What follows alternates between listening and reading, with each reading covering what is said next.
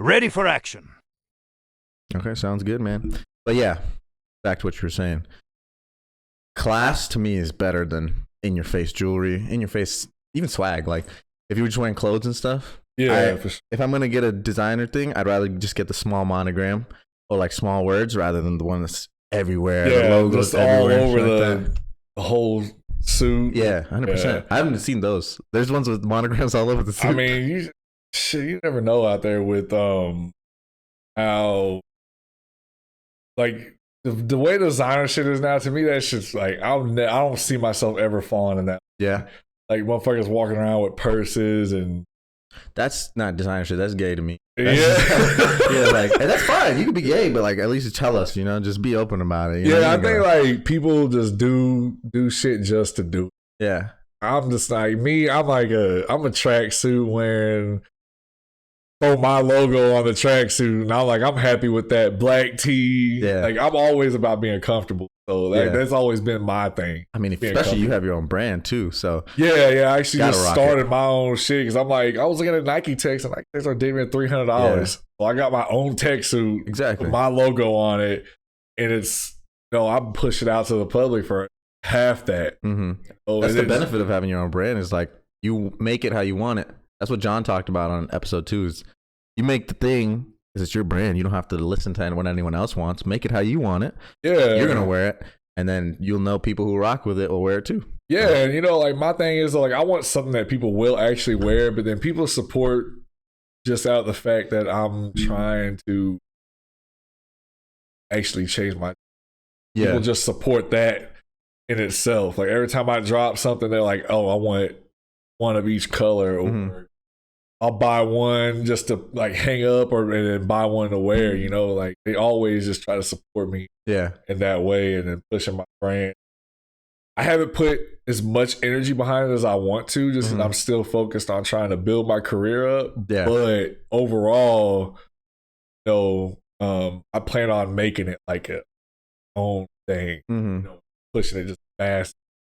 Especially for people who work out, like it's gonna be for everybody, but like I want people in the gym to have, like sweats and stuff like that. Right, yeah, like stuff like gear. that. Yeah. Most of the stuff is gonna be gym gear, and then I'll just keep expanding, from there. The beautiful thing about doing it now, though, is as you build your boxing, your brand's only gonna grow. So exactly, some people wait, and it's not a bad strategy either. A lot of the people we know keep up with boxers and stuff. They waited till they built a name in boxing, then started their brand. But I feel like they probably missed out on so much revenue as they were building their career because then people can be like, I had his stuff when he was an amateur. I had his stuff when he just started. Now look at him now. He's heavyweight champion of the world. I've been rocking with him forever. People like to connect to a brand. Exactly. So the fact that you started now and you're still boxing and you're just getting started, I think it's having the early stuff. Better. Yeah, because the people who have it, when you're heavyweight champion of the world, you're on fucking Fox and you're on Showtime and shit with your belts, they're gonna be at home like, I've been having got my shit. Yeah. It's just like that connection shit. People like to connect to a brand. Yeah, one thing I also did, especially like it's for my inner circle, my immediate, like, just the people that I always have with me. Like I've gave them like the colors that I haven't dropped to the public yet. And like they also get like, sounds crazy, but I give them like the test runs. Like, okay, like we're gonna test the size of this logo out on this hoodie, and like that, I'll be like, that's pretty much like yours, and you can say like, they like special edition, almost, That's like, fire. Like they got like all the different colors, and to me, I just feel like it's good marketing because people see the colors, like, oh, when you're gonna drop that. So if they did buy one and say in black, eventually, they're gonna be waiting for the next color to come. They want that other color. They might see somebody with it. Eventually, I can. Well, but it's a way for me to just keep people interested in wanting to buy more than just one. And so for me, it's not about just selling it to make money. It is about marketing myself, 100%. like putting myself out there. Like I know, like I have a pretty. I feel like my logo stands out. So if you see it, like you're gonna know. Yeah, it looks like a lightning bolt, right? Yeah, it looks like a lightning bolt, and it's Yeah. nothing but a ZS. Zach Spiller.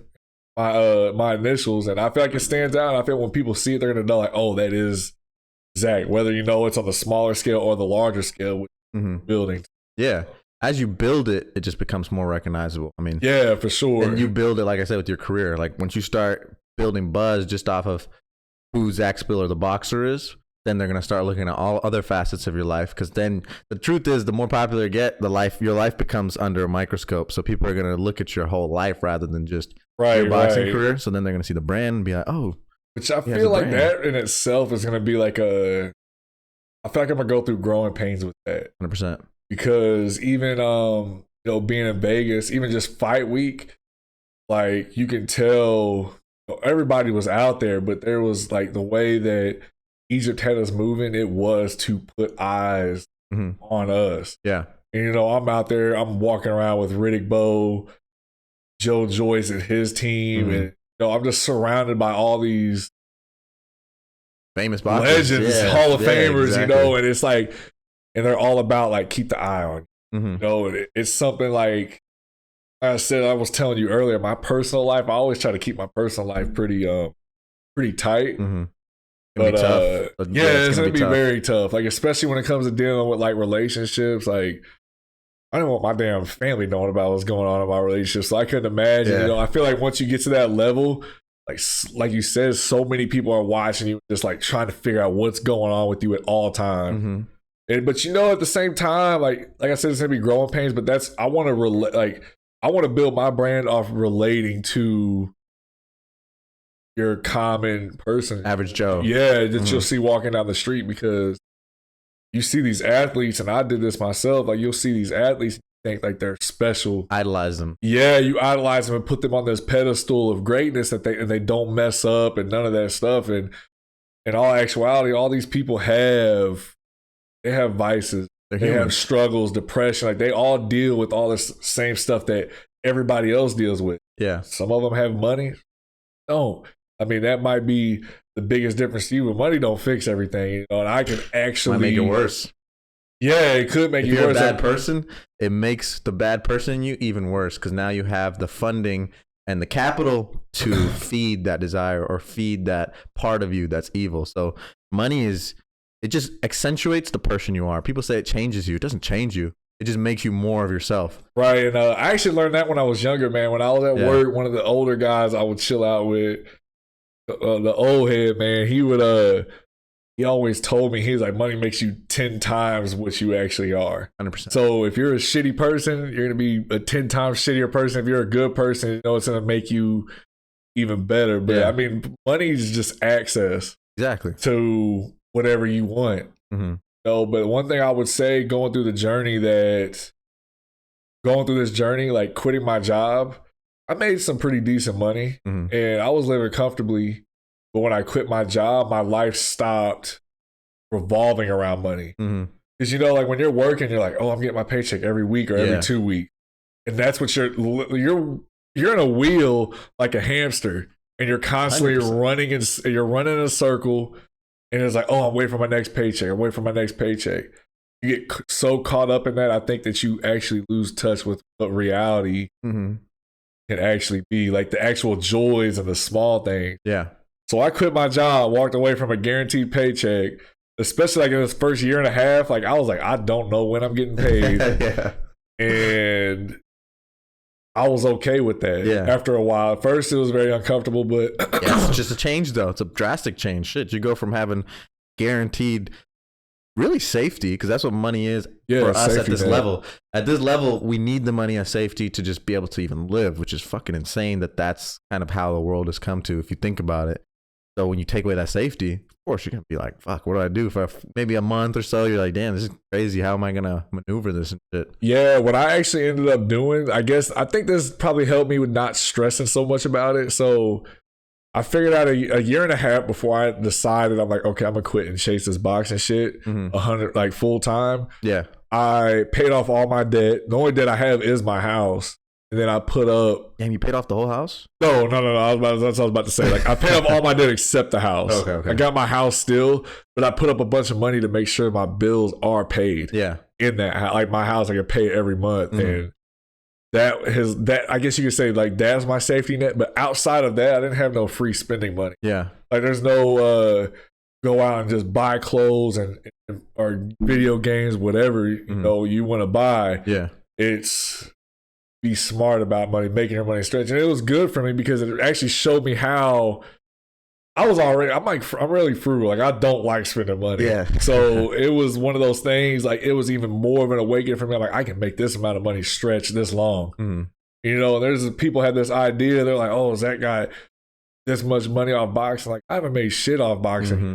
So fallacy, bro. The misconception I think in the game is because they see these big dogs making millions of dollars, they think there's so much money going around in boxing. But I think there's less money going around in boxing than MMA because you have way more boxers than you have MMA fighters. So the money doesn't spread that thin. It doesn't spread that wide. Like, people at the lower levels ain't gonna be making fucking crazy ass money. Yeah, you're not gonna make anything crazy. And I mean, it's probably like 1% that make the millions. Mm-hmm. You know, it's the top boxers that everybody knows that's making the millions, but you still got the guys, I feel like, that are playing in the middle. Like, you can still make money. It depends on your management, the team behind you. Like, a lot of times, like, I don't want to throw no names out there, but there's one fight like he finessed $250,000 out of boxing. He ain't all that. Like someone you know, like I know of him. I don't know him personally, but I know of him. And, you know, he finessed some good money out of him. Is this someone like me and him would know, or a casual fan Probably would know? Probably not. You know, his name has floated around. It might be, you know, but a lot of fighters can do. It is possible, like to go in there and be able to finesse money out of these people. Because one thing about boxing, like, you tell me his name, I can bleep it out. I gotta edit this anyway. So no, doesn't ring a bell. Yeah, is he a manager? He was a manager or something. He is now, but you know, like I said, like I don't know 100%. It's word floats around boxing all the time. Mm-hmm. Can't blame him. He just talked. He was winning. Yeah. So he's like 19-0 at the time, and he gets his first, I guess you could say, like step up fight, and where it is, $250,000. Damn. You know, one fight. Yeah, and you know he's still running around. He's managing some fighters now, I believe, or something like that. So it's one of those things. Even that though, 19-0, you would think like that's a big record to have in pros, but you're only making 250. I mean, 250 is a lot though. I don't know. 250 is good money. Yeah, I would say I feel like it's good money. How much of that goes to management, coaches, stuff like that? In the standard, I know you know your situation is different with Darnell because he's not really pressed on getting paid and stuff like that. So in a typical situation that you know of, how much goes to management? How much goes to training, nutritionist, all that, X, Y, and Z? Like how much do you take home? Managers, some managers are hitting for 30%. Damn. But I believe the standard's 20. 20. I think the standard's 20. Coaches are 10. And, you know, you got taxes still that you got to pay yourself and stuff like that. And you get taxed before paying any of them out, right? No, it's up to you. When they give you that check, if they say you get paid $250,000, I believe I think you get the state tax, but you don't get like the federal tax. You don't get, I mean, like you have to pay that yourself. I thought you get the federal income tax and then you don't get the state tax.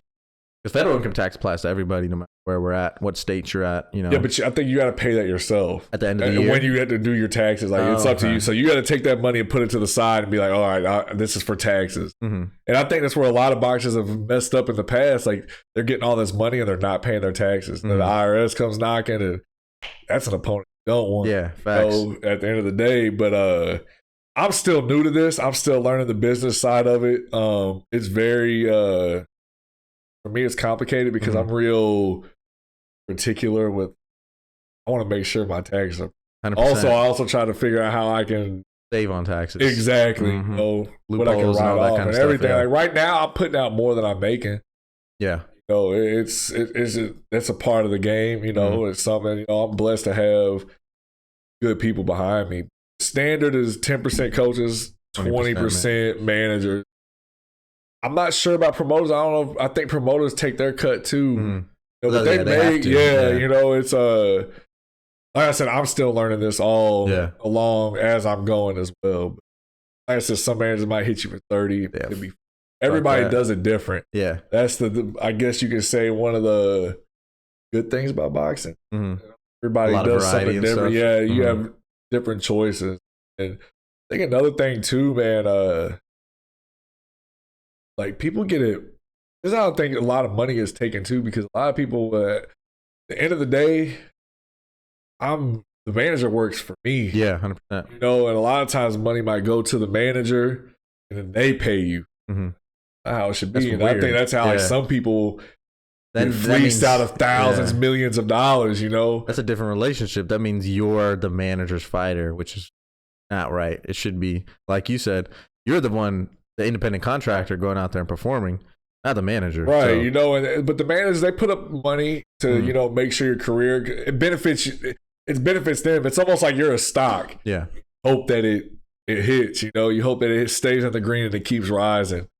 And they put up money to make sure that you can be the best athlete that you can be. Mm-hmm. You know, because the more they take care of you, it benefits them, so they can keep making money. You know, some of these managers get in the game just to try to make a quick dollar and screw you over early, and then now you got a sour taste in their mouth and hate box out of it. Mm-hmm. It's just so many boxes in the game, so many managers, so many ways things are done. Oh man, it's a saturated market. If you look at combat sports, honestly, probably the most saturated market. I think it's the one with the most athletes, most managers, most promotions, most belts. I mean, fucking look at all the different shit that boxing has to offer. Like, most weight classes, they got a weight class like every 3 pounds. It's insane, bro. It's crazy how they. It's really crazy when I'm sitting here really thinking about how many pieces are in play at all times. Mm-hmm. I don't enjoy the business side of boxing per se. Like, the pros, to me, in my opinion, it's a business first and a sport second. Mm-hmm. And that's why you don't have the biggest fights being made immediately, or money might not be made. You know, there's so many things that go into play that people don't understand. And as a fan, I'm not just a fighter, I'm a fan too. And sometimes I'll be in my fan mode and I'm sitting there thinking, I'm like, why they should make this fight happen? But I know it's more than just, hey, sign the contract. It's not. Yeah, you're 100%. It's so much things that come into play. And that's why they say it's rare in any sport. It's not even just boxing or combat sports. Any sport, it's rare for an athlete to strictly be primarily focused on the competition. Bro, like once you get to a certain level and you're making millions of dollars, it's so easy to become jaded because money is, like you said, so powerful in today's world. It can buy you damn near anything. Yeah. Buy you anything, dude. You can buy you fucking pussy. You can buy you fucking cars, homes, more money. It's just so powerful that when people start attaining it and seeing the value of what it can do to their life, that's all it becomes for them. All right, now I'm making millions of dollars doing the sport. I'm going to focus on making as much money as I can. You don't have the Kobe's. The Kobe's are rare. The fucking Lomachenkos are rare. The ones that are doing it for strictly like, I want to be the best. I want to do this for competition. More than likely, you're going to get the LeBrons. You're going to get the fucking... I mean, I would say even Jordan is rare. I think he was more competitive than about the money. The money just came because he was so damn good at the game. Yeah, I think you do got, like you said, the Kobe's and Lomachenkos, but they're the ultimate competitors. Mm-hmm. But you're writing that check still. Yeah. 100%. You know, whether they are doing a lot of, a lot of it is for legacy. Mm-hmm. And they're not going to let money, I guess, per se, stop them from creating a legacy. Mm-hmm. But you got to pay for the talent at the end of the day. Like Kobe was getting paid a lot. Mm-hmm. You know, Lomachenko, from my understanding, is giving up money to get people to fight him. That's what I'm saying. Him, but even Kobe too. Kobe was like, the reason why I say Kobe was just because you could just tell, you know, like when you look at someone, you could tell why they're doing it. Just their countenance, the way they carried themselves, their body language on the court. Right. Kobe was on 100% of the time. He was not playing around. You see clips of him sitting on the bench, just not talking to his teammates because he just focused on the game. He's making millions of dollars, but that didn't never change him. That shit stayed there. The eye test for Kobe was there from the beginning of his career to the end of his career. About his mentality. 100%. You could just see, I'm only caring about this game. I don't give a fuck about nothing else. Like, trying to win this shit. That's it. He was in silk sheets and got up and still worked hard. 100%. He's the Marvin Hagler of boxing or basketball. He didn't give a fuck. He's like, I want to win. I know the money's gonna come along with it because I'm cold as fuck. Right. But I want to win. I want championships. Yeah, and that's I mean, you even look at the Tyson Fury and Usyk. Usyk was willing to take 70-30. Mm-hmm. And you're talking about undisputed heavyweight fight. That should be like hundreds of millions of dollars in your pocket. Yeah, and he was willing to take a 70-30 split, which is insane. But that's how much this is about legacy for him. And, you know,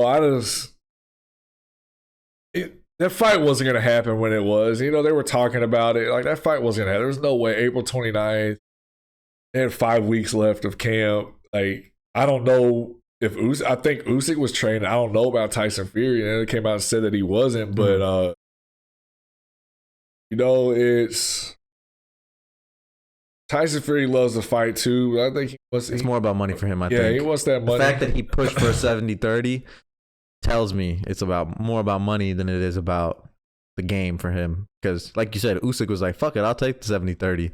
If Fury was really about competition, he wouldn't even said the 70-30 in the first place. He would have kept it as, I'm A side, you're B side, so I'll take more, I'll take less, but I don't really care about the money. Let's just make it happen. Unless he doesn't look at Usyk like a worthy opponent, then it's different. If he feels like he's letting this guy who has no chance to beat him come and try and fight him, then it's different, because then he's like, I'm wasting my time. I know I'm going to whoop his ass. Pay me if you want me to fight this guy. So there's different ways and different I honestly think that's what he does. I think he does believe he's going to destroy Usyk. Yeah. But also, it's just, I don't think it's about that necessarily looking down on Usyk's ability. It's hard to say, though. I'm not. This is just from the outside looking in. You know, like this is me making an assessment from the outside looking in. You know, anybody can say what they want about these fighters, but I really don't believe. I don't believe most of these fighters are afraid to fight each other. At the end of the day, it is business blocking, especially like Errol Spence and Bud. Yeah, like I don't think that either one of them are ducking each other. Like I don't believe that at all. It's just getting everything else right. Yeah, getting to that level, you have to believe you're the best. So all of them believe they're the best. If they believe they're the best, they're not afraid to fight nobody. They truly believe in their heart, I'm the fucking best in this division. So like you said, they're not scared to fight each other. No one's afraid. So being in Vegas, I was surrounded by a bunch of killers. You know, even here, you know, I get to be around, you know, I'm around Darius, Keys, Jared, Shakur. I get to see these guys firsthand. And when I got there, I met Bud for the first time. I met him a couple of times while I was out there, and he's intense. Yeah. Like, naturally, you know, I'm at the UFC gym, and he walks up, and he's like, I feel like he stared me in my soul just to say what's up. Like, I was like, hey, what's up, bro? Like, Zach introduced each other, and I'm like, why is he staring? Like, does he got, like, beef or something? Like, he was intense, but, like, that intensity, one thing I started to pick up on, like these fighters who are great, who are destined to be at the highest level, like they got that aura around them. Like they walk in the building, it might not even be the biggest aura, it might be subtle, but it's there. Like, you know, like he might be the quiet guy, he might be the guy that talks shit. But Shakur, he got it.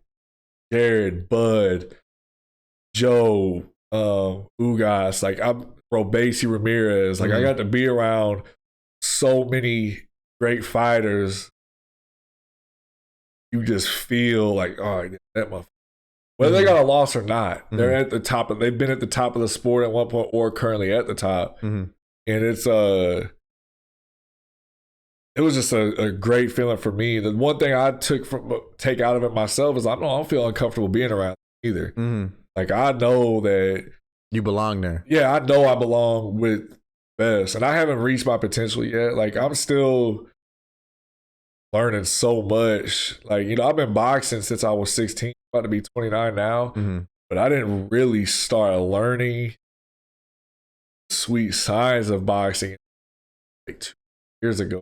The hard work, the dedication that goes in behind it, the understanding, the IQ. I haven't got all that down all the way, but I belong there. You know, when I get around them guys, like I know I belong to stand here next to you. Yeah.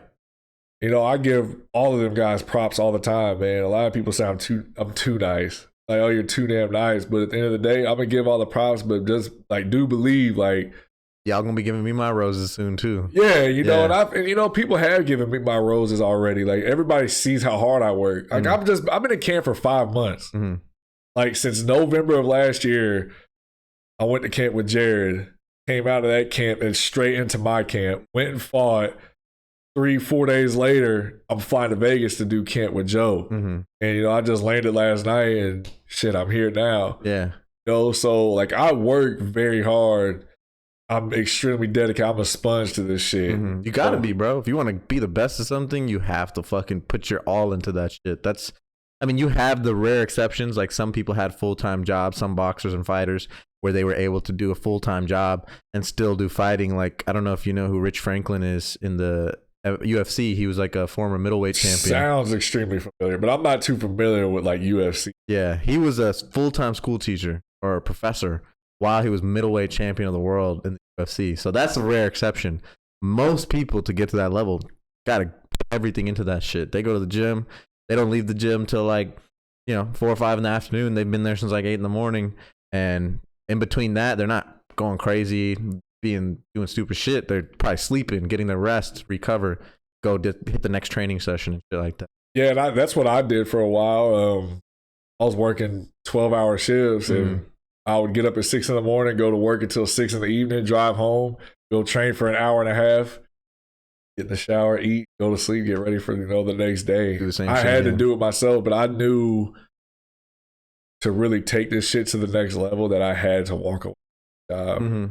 And it was scary. Like, I was terrified. I ain't gonna lie to you. Like, walking away from that, like, I worked there for almost 9 years. And like I said, we were saying earlier, like, I was in that, that spinning wheel and just running in place. And I feel like that's just society in general.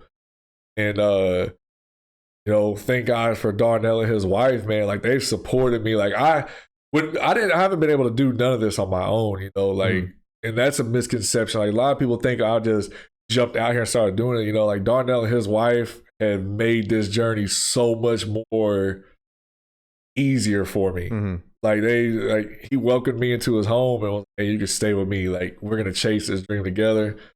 And they provided like things that I need. Darius like gives me, anytime Darius does something, he tries to make sure I'm involved in it. Like, he's always tried to plug me in, and I can't pay none of them back for what they've done to me, but I could say, once I reach the pinnacle of my success, like, they're going to be the first ones take care of them. Even above, my parents, just because, and my parents are very supportive of me, but it's just like they have gone the extra mile to put me in this position. I think my dad will both understand that, like, they already are appreciative of everything that they've done for me to this point. So, it's not something I did on my own, and it's something that I'm just gonna, I want people to understand, like, it's important to have a team behind you. Yeah. This shit, if you had to do it on your own, most people aren't going to succeed if they have to do it on their own. They don't want to, a lot of people, I feel like, don't give credit to, even if they do the smallest things, like, I don't care if that motherfucker is making sure I got clean towels to draw with every day. Like, little things like that make a difference. Fuck yeah. And just the smallest stuff can make the difference and really change your life. So, I can't praise them, guys. I can't praise them enough. Yeah. They've been there for me more than, it gave me a whole different outlook on life. And for them to not be, you didn't expect anything back from me at all, is just like crazy. Rare too, bro. Yeah, so rare. You don't meet people like that, man. You meet people always trying to, most relationships, this is a sad truth, most relationships are based on if either one person feels that way or both. They're going into this relationship, whether it's a friendship, relationship, whatever the fuck it is.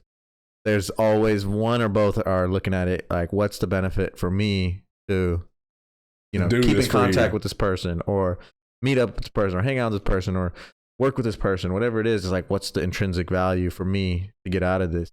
So people like that, just having him on last episode, I told him this. I texted him personally after the episode because I felt so inspired, and a lot of the things he said really made me think about my own life. I had to text him personally and just thank him for being on the show, because it made me think about myself, especially a lot of the stuff he was saying about selfishness and greed really had me pause and have to self-reflect and just look at it and be like, man, am I kind of encapsulating some of those mindsets or some of those values? Because the way he's living his life is very different from me. He literally is expecting nothing and giving everything. It's crazy. I know, man. And even like last night, y'all went out to this camp, made this money, and he still bought my dinner. I'm like, it used to make me uncomfortable because like me and Darnell knew each other like almost like in passing. Like I would go and spar with him, we would chop it up and always have good conversation. It's almost, I don't know, he just randomly hit me up to come out here to spar. And that's really when our relationship started building from that. Yeah. And I don't know, bro. It's hard to even like just put together like how much he's so unselfish. Dude, like it's crazy. It's like just to meet an individual like that. And those type of people, like literally, like you said, like even just having a conversation with them will change your entire way of thinking. Because, you know, like I've had like points in my life where I've been like very selfish. Like, you know, I've always been like I've never been like up under my mom or my dad. I've always kind of had to got a lot of stuff done for me, but like almost everything I've had, I worked for and got it. So I was a little like selfish. He's made me change my mindset, start getting better at being a little bit more giving, not just thinking about myself, because he does so much for so many people. Yeah. And then the thing that just like kills me, it's almost like people don't realize it almost. Realize like he's literally giving his life to you, to me, and motherfuckers need to show some appreciation, you know? Like when anybody don't appreciate something that he does for them, it don't got shit to do with me. Like, that shit upsets me. So I'm just like, Darnell's literally like, he's really like my older brother. Yeah. You know, like he's not just my coach. Like he's my family. Like him, his wife, and his kids, like those are my family members now. You know, and they're all crazy as hell, but they're like, I care about them just as much as I care about my blood family. Yeah, that's amazing, bro. That's awesome. That's like, you go through life hoping you form those relationships. When you're at a certain age, when you're a kid, you don't really care about, you know, what your relationships or friendships and stuff look like. As you get older, you start to understand the value of having people like that in your life. And it's just amazing when you come across people who you can have that kind of relationship with. It's crazy. It's like life-changing. I think it sounds cliche, but it's people like always say it, especially like on social media or quotes, or people try to push a quote like your team, having somebody that actually cares about you is the most important thing. I don't think most people get to experience that in their lifetime. Like actually experience that. Oh, and to be able to say that I get to experience that, it's kind of like an underrated, like, you know, I guess you could say, I don't know what word to use, but it's kind of just like an underrated feeling. Like I feel like it's rare just for anybody to experience that, and I get to. And it's the same thing with Darius. Like Darius has been the most giving person towards me as well. Like him and Darnell been the first ones that like really had that belief in me to do this shit at this level. And them two right there, just, there are people I can't see them outside. I can't see a life without them being involved in some way. Like they're just generous. They actually care about me. So it's just great to know that I got those people around you. Yeah. And what's crazy is just talking to him last week, it didn't seem like he was always like that. It changed for him because he went through a lot. I mean, Darnell's been through a lot of stuff, especially when his brother died. And so that when he shared that and how his mindset changed then for the worse, that was not the same person he is today. He was very focused on his pain, you know, feeling that kind of stuff. So he wasn't worried about helping no one else out. He honestly was just trying to, like he said, kill himself. He was like, I just want to drink myself away. Yeah. And what changed him was Darius coming and be like, I need you to come train me now. I don't want you to be sitting at home. You know, I want you to train me. And that's the same thing I noticed about them too when I first met them. First time I came into O Athletic, I don't know if you were there the first day. I remember it. I just came and chopped it up with y'all, like jumped in y'all's conversation, started chopping it up with y'all just briefly, and then I went and started training on my own. Darius calls my attention when he's in the ring. He's like, come here, I want to show you some shit. Just out of the blue. Didn't ask. Didn't expect it, didn't think that was gonna happen. I'm just there trying to get some work in. You know, I'm trash trying to work on my ugly ass left hook and shit. And he just, hey, come in. That's kind of how we first started interacting. Just starts giving me work, teaching me stuff out of the blue, just out of the kindness of his heart.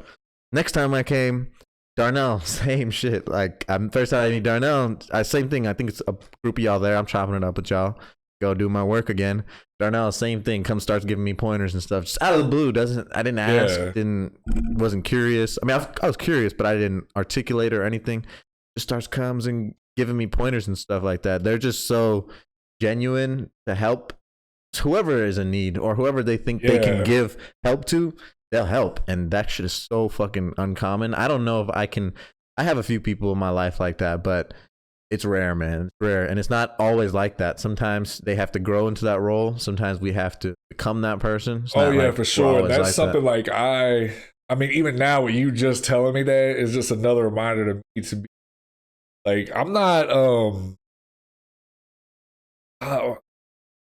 sometimes I'm not accepting of like new people coming around. Mm-hmm. Like, I'm still very picky about how much and who I interact with a lot. Because, you know, like, I like to be around, especially now that I've grown into who I am, I like to be around the dedicated. I like to be around the people with a purpose. And when I get around some people and they're not on the same type of time that I'm on, I'm just like, shit, I got this much energy for today. You know? I don't try to be no asshole or nothing like that, but you saying that's just another reminder to me, kind of like I might be able to give somebody 5 minutes of my time and I might change their life. Exactly. So it's something I'm working on, like in my own personal growth as well. And I appreciate that. You saying that. It's a good reminder for me. Unintentional reminder. You know, it's like I said, like I'm all about growth, and since 2019 up until now has been like the biggest leaps as far as my own personal development. I broke up with my ex out of my relationship, and all that was a reminder of who I'm not, what I need to work on, and it made me pick up a book, and I actually ended up reading The Way of the Superior Man. I don't know if have you ever read that book? Who's the author?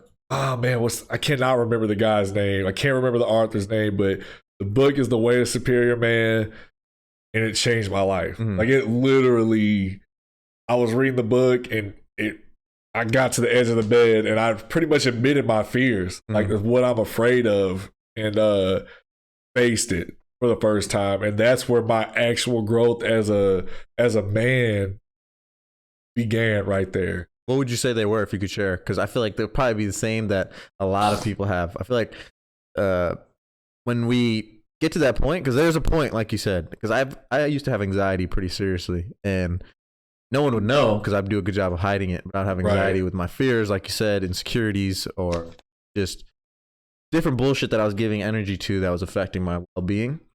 And one thing that started helping me improve was realizing that a lot of people have it. Like, so many people struggle with the same fears, which are, a lot of them are irrational, and when you objectively look at them, are fucking stupid. You're like, why am I afraid of this, or why am I afraid of that? So I'm curious to know, like, what yours were, because I feel like it's going to be very similar to what a lot of men struggle with.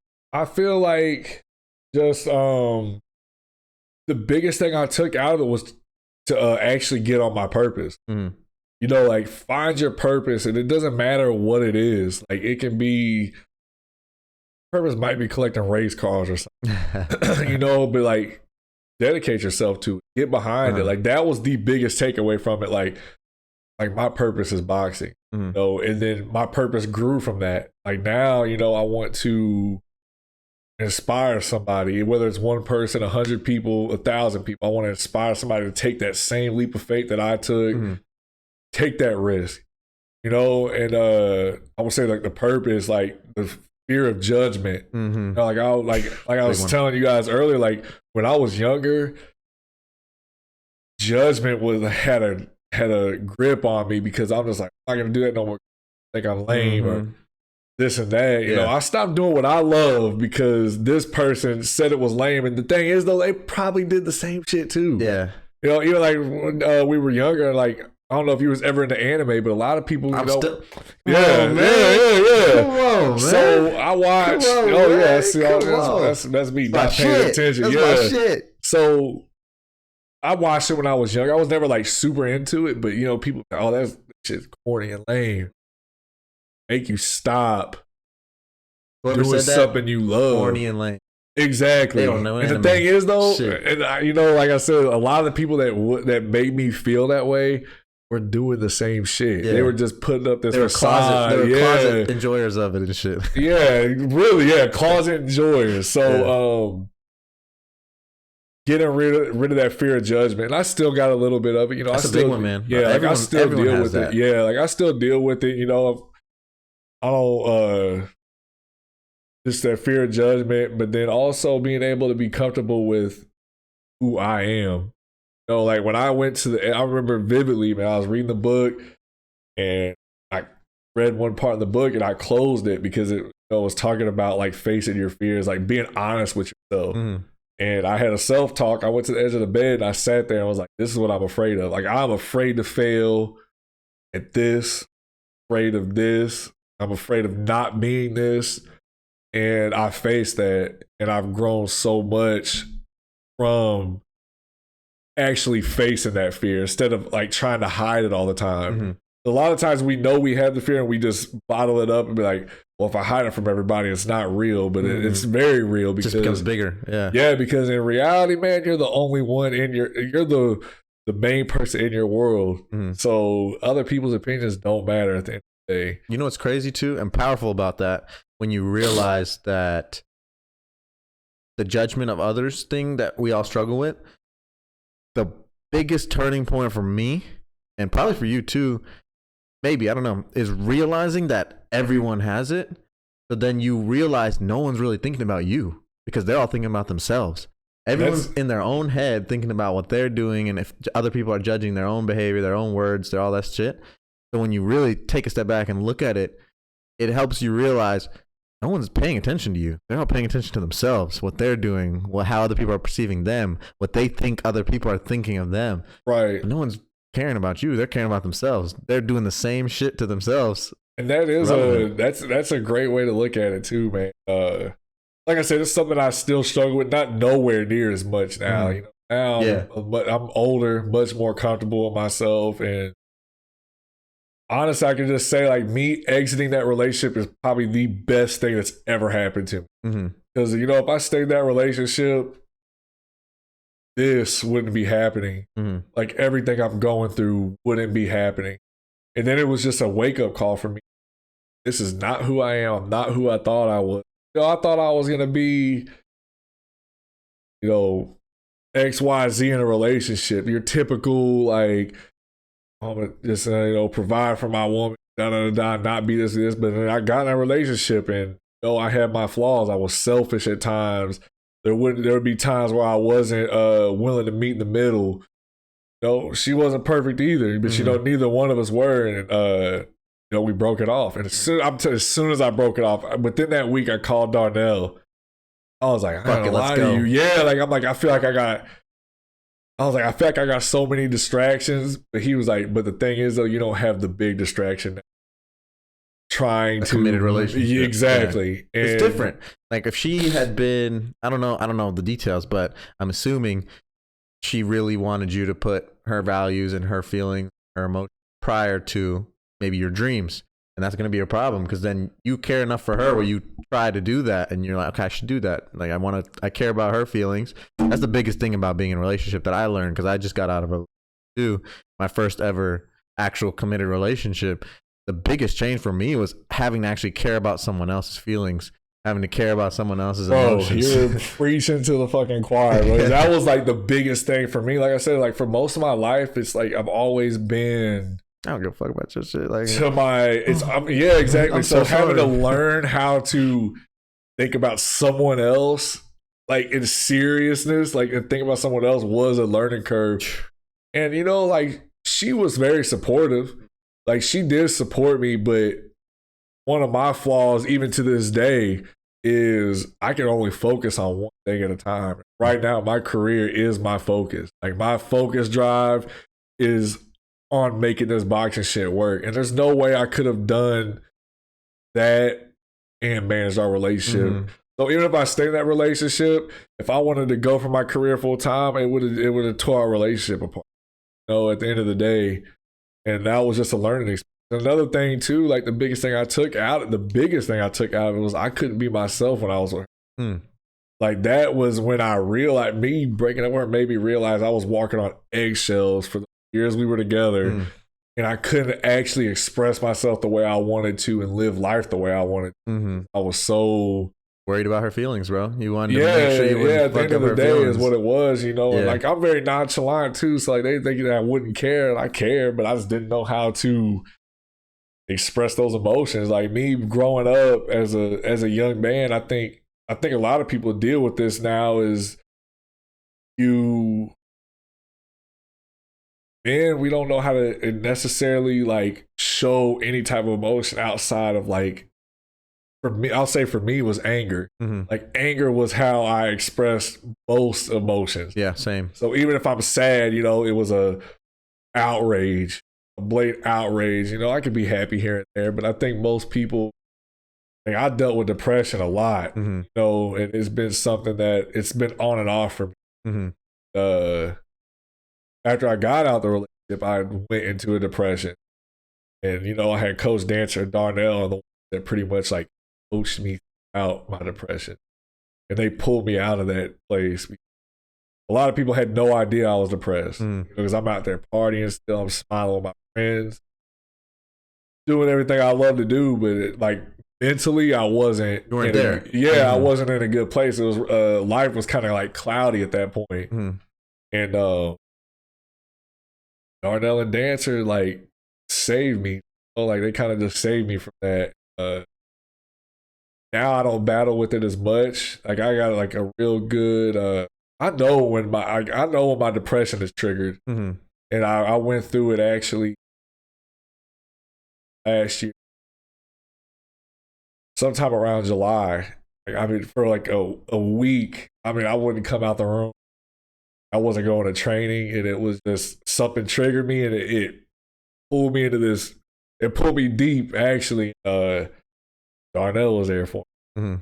So the thing I love about Darnell is those don't understand, but time he does, if that makes sense. Because everybody, like, the analogy he uses, like, if a tire blows out on the side of the road, it might not matter to you, but it could be the biggest deal in the world to somebody else. Just a blown out tire. So everybody handles it different. So he knew how I felt, but then he didn't. You know, it just took a guy to go over there, have a conversation with him multiple times, talking about the same shit. And eventually, you know, I pulled myself out of it. I've always been able to pull myself out of depression. But, you know, having the support of other men, like having another, like men, like friends or whatever, actually be able to support you, 100%. And you know you can open up and actually talk to them is real. Like, I think it's more important to be able to open up and talk to have another guy to talk to as far as your friends, where it's a family member, than opening up to your woman. Honestly, just because 100%. Women live in different worlds at the end of the day, whether people want to acknowledge that or not. That's what I think is the biggest thing. I don't think it's that men are having trouble expressing their emotion. I think it's they're not comfortable with the men they have in their lives to express their. You got to have the right person, because if it's someone who isn't comfortable with you or with themselves, it won't go well, because they'll take that information, won't know what to do with it, may make you more uncomfortable, and it's not. That's why men get turned off from having people to go talk to. If you have people in your life you can go to, like me, I have my cousin in Boston. It's like he's like my big brother. I don't have any brothers, so I have a few cousins that I can call like my brothers. Like I can go to them for shit. We've talked about anxiety before. Talked about, you know, emotions. We talked about being in love with a girl and stuff, and going through a breakup and stuff. All that kind of shit. But like the beautiful thing about my life is having them. Just like you have Darnell and other people. Having them has helped me to express that. But then also my sister too, just because she's my sibling. So it's not like it's going to my mom or going to a girlfriend. She's my sibling, so we've grown up together.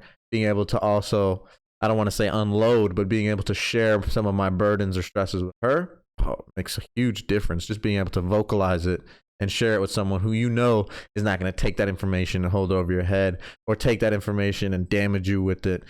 They're going to keep it secret, keep it safe, and keep it guarded, which is what you need. Right. And I think that's like the biggest thing, like when it comes to like expressing yourself, when you know, like you got your Kevin Samuels and Andrew Tates of the world and all these guys now on YouTube, like think they got the answers. And I'm not saying like, you know, I actually enjoy listening to Kevin Samuels and Andrew Tate. Yeah. Like sometimes the delivery might not be what you want it to be, but 95% of it's true. Yeah. Erase the delivery of it and analyze what they're actually saying. You know, and it's not bullshit. Do I agree with everything? No, I don't. But you know, I personally have gotten, like, they've helped me in my journey of like taking this risk. Honestly, you know, it's just about valuing yourself, and that's what they're trying to put out there. 100%. Is like value. You have a lot of people out here who are overvaluing themselves, men and women, and you have a lot of people who are undervaluing them. Now you got this shitstorm of what we see on the internet every day, like the gender war. You know, I don't care what nobody says. Like, women and men are constantly attacking each other. And they're 100% different. That's the biggest thing people need to understand. Just like, it's not a bad thing. We are two different genders for a fucking reason. Not the same. And people have to understand that. And you know, like, you just got this. It's very annoying, actually. You know, like, I see some women on my timeline that I know, I'm like, bro, you're not a shitty person. Say stuff because it's just what everybody else is saying. You know, it's just what's going on right now. And a lot of times I think what people need to realize, like, take Kevin Samuels, for example. Kevin Samuels is talking about a specific group of men, not every man. And I think that's where the message is missed sometimes. Like, he's talking about when, like, his version of high value man that he speaks of, I feel is more so in the realm of this man is rich. He has this and has that. And then you got some people who speak on high value man, which is just how rich are you on the inside? Like, how much self-value do you have? Exactly. How you carry yourself. So I think that's like the people need to articulate where these messages are going, who they're being delivered to. And you, I mean, as a guy, and if you're listening to the messages from, say, Kevin, you know you're not that guy. You could become that guy, which is what he's trying to. He's trying to encourage you to possibly become that guy. But if you're not that guy right now, you can't go demand a fucking 10. You can't demand a woman do anything. Exactly. You know, but in the same sense, I get, especially now that I've actually witnessed it. Like, I see the difference. I'm around people who got money. Guys, the options they are very love their different. wife. Yeah. How these guys are married. They love their wives, but they got their side piece at the end of the day. And that's just what it is. And they're open about it. And I think that that other person knows. Like, the wife gets 100%. The wife still gets the ultimate treatment. The love. Yeah. That's the biggest thing we can give to a woman is our love. Like, people, I don't know what happened, where it got crossed, but to me, what a woman, the biggest thing she can give her man is respect. The biggest thing that a man can give a woman is his love, because those are the two things that each gender is very protective over who they give that to. Right. So if a woman gives you respect, value that shit. If a man gives you his love, value that shit if you're a woman, because you got to understand that's the biggest thing they can give you and the most guarded thing that we can release to the opposite sex. Yeah, and that's huge, man. That's like that thing. That's all I care about. Yeah, that's all I care about, bro. That's the reason stuff never works out. Usually, it's like if I see any lack of respect, and it can manifest in different forms. A lot of women now, because of social media and shit, they think cheating is the only form of disrespect. I'm like, no. Disrespect manifests itself in so many small ways before we get there. They lead to that if it's not checked. So yeah, I'm gonna check the small shit. But the small shit, even that will make me break up with you. It's like, if I see repeated behaviors of small patterns of disrespect, you're not giving me the thing that I need the most. I'm not going to stick around for it. I'm not going to fucking be here, deal with you.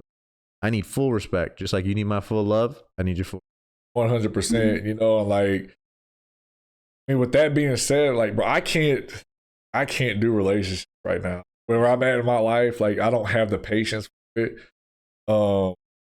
Also, like, I know what I want from my woman, but if I can't provide to her she needs and what I'm expected to provide, like, I can't demand that out of anybody. 100%. You know? So, like, I understand that for myself. I'm not out here just saying I want this and this, or she needs to do this and do that, like, without me being able to play my part as well. Like, I want to be able to play my part to be able to say, like, hey, this is how, you know, I want to be able to lead my woman eventually, you know, be able to lead her in the right direction, help her be successful as well, and her support me. And like you said, respect me.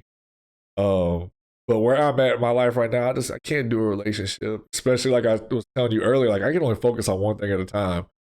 And that's why I can't just get involved with too many girls at one time, because then I start focusing more on them than managing your network now. Like, right. Keep her happy. Like, exactly. Like sitting here juggling women is that shit's a job. Like, straight up, bro. Like, that shit's a job. I gotta text her 3 times today. All right, I need to give her a FaceTime call today at least once. Like, all right, let me text her.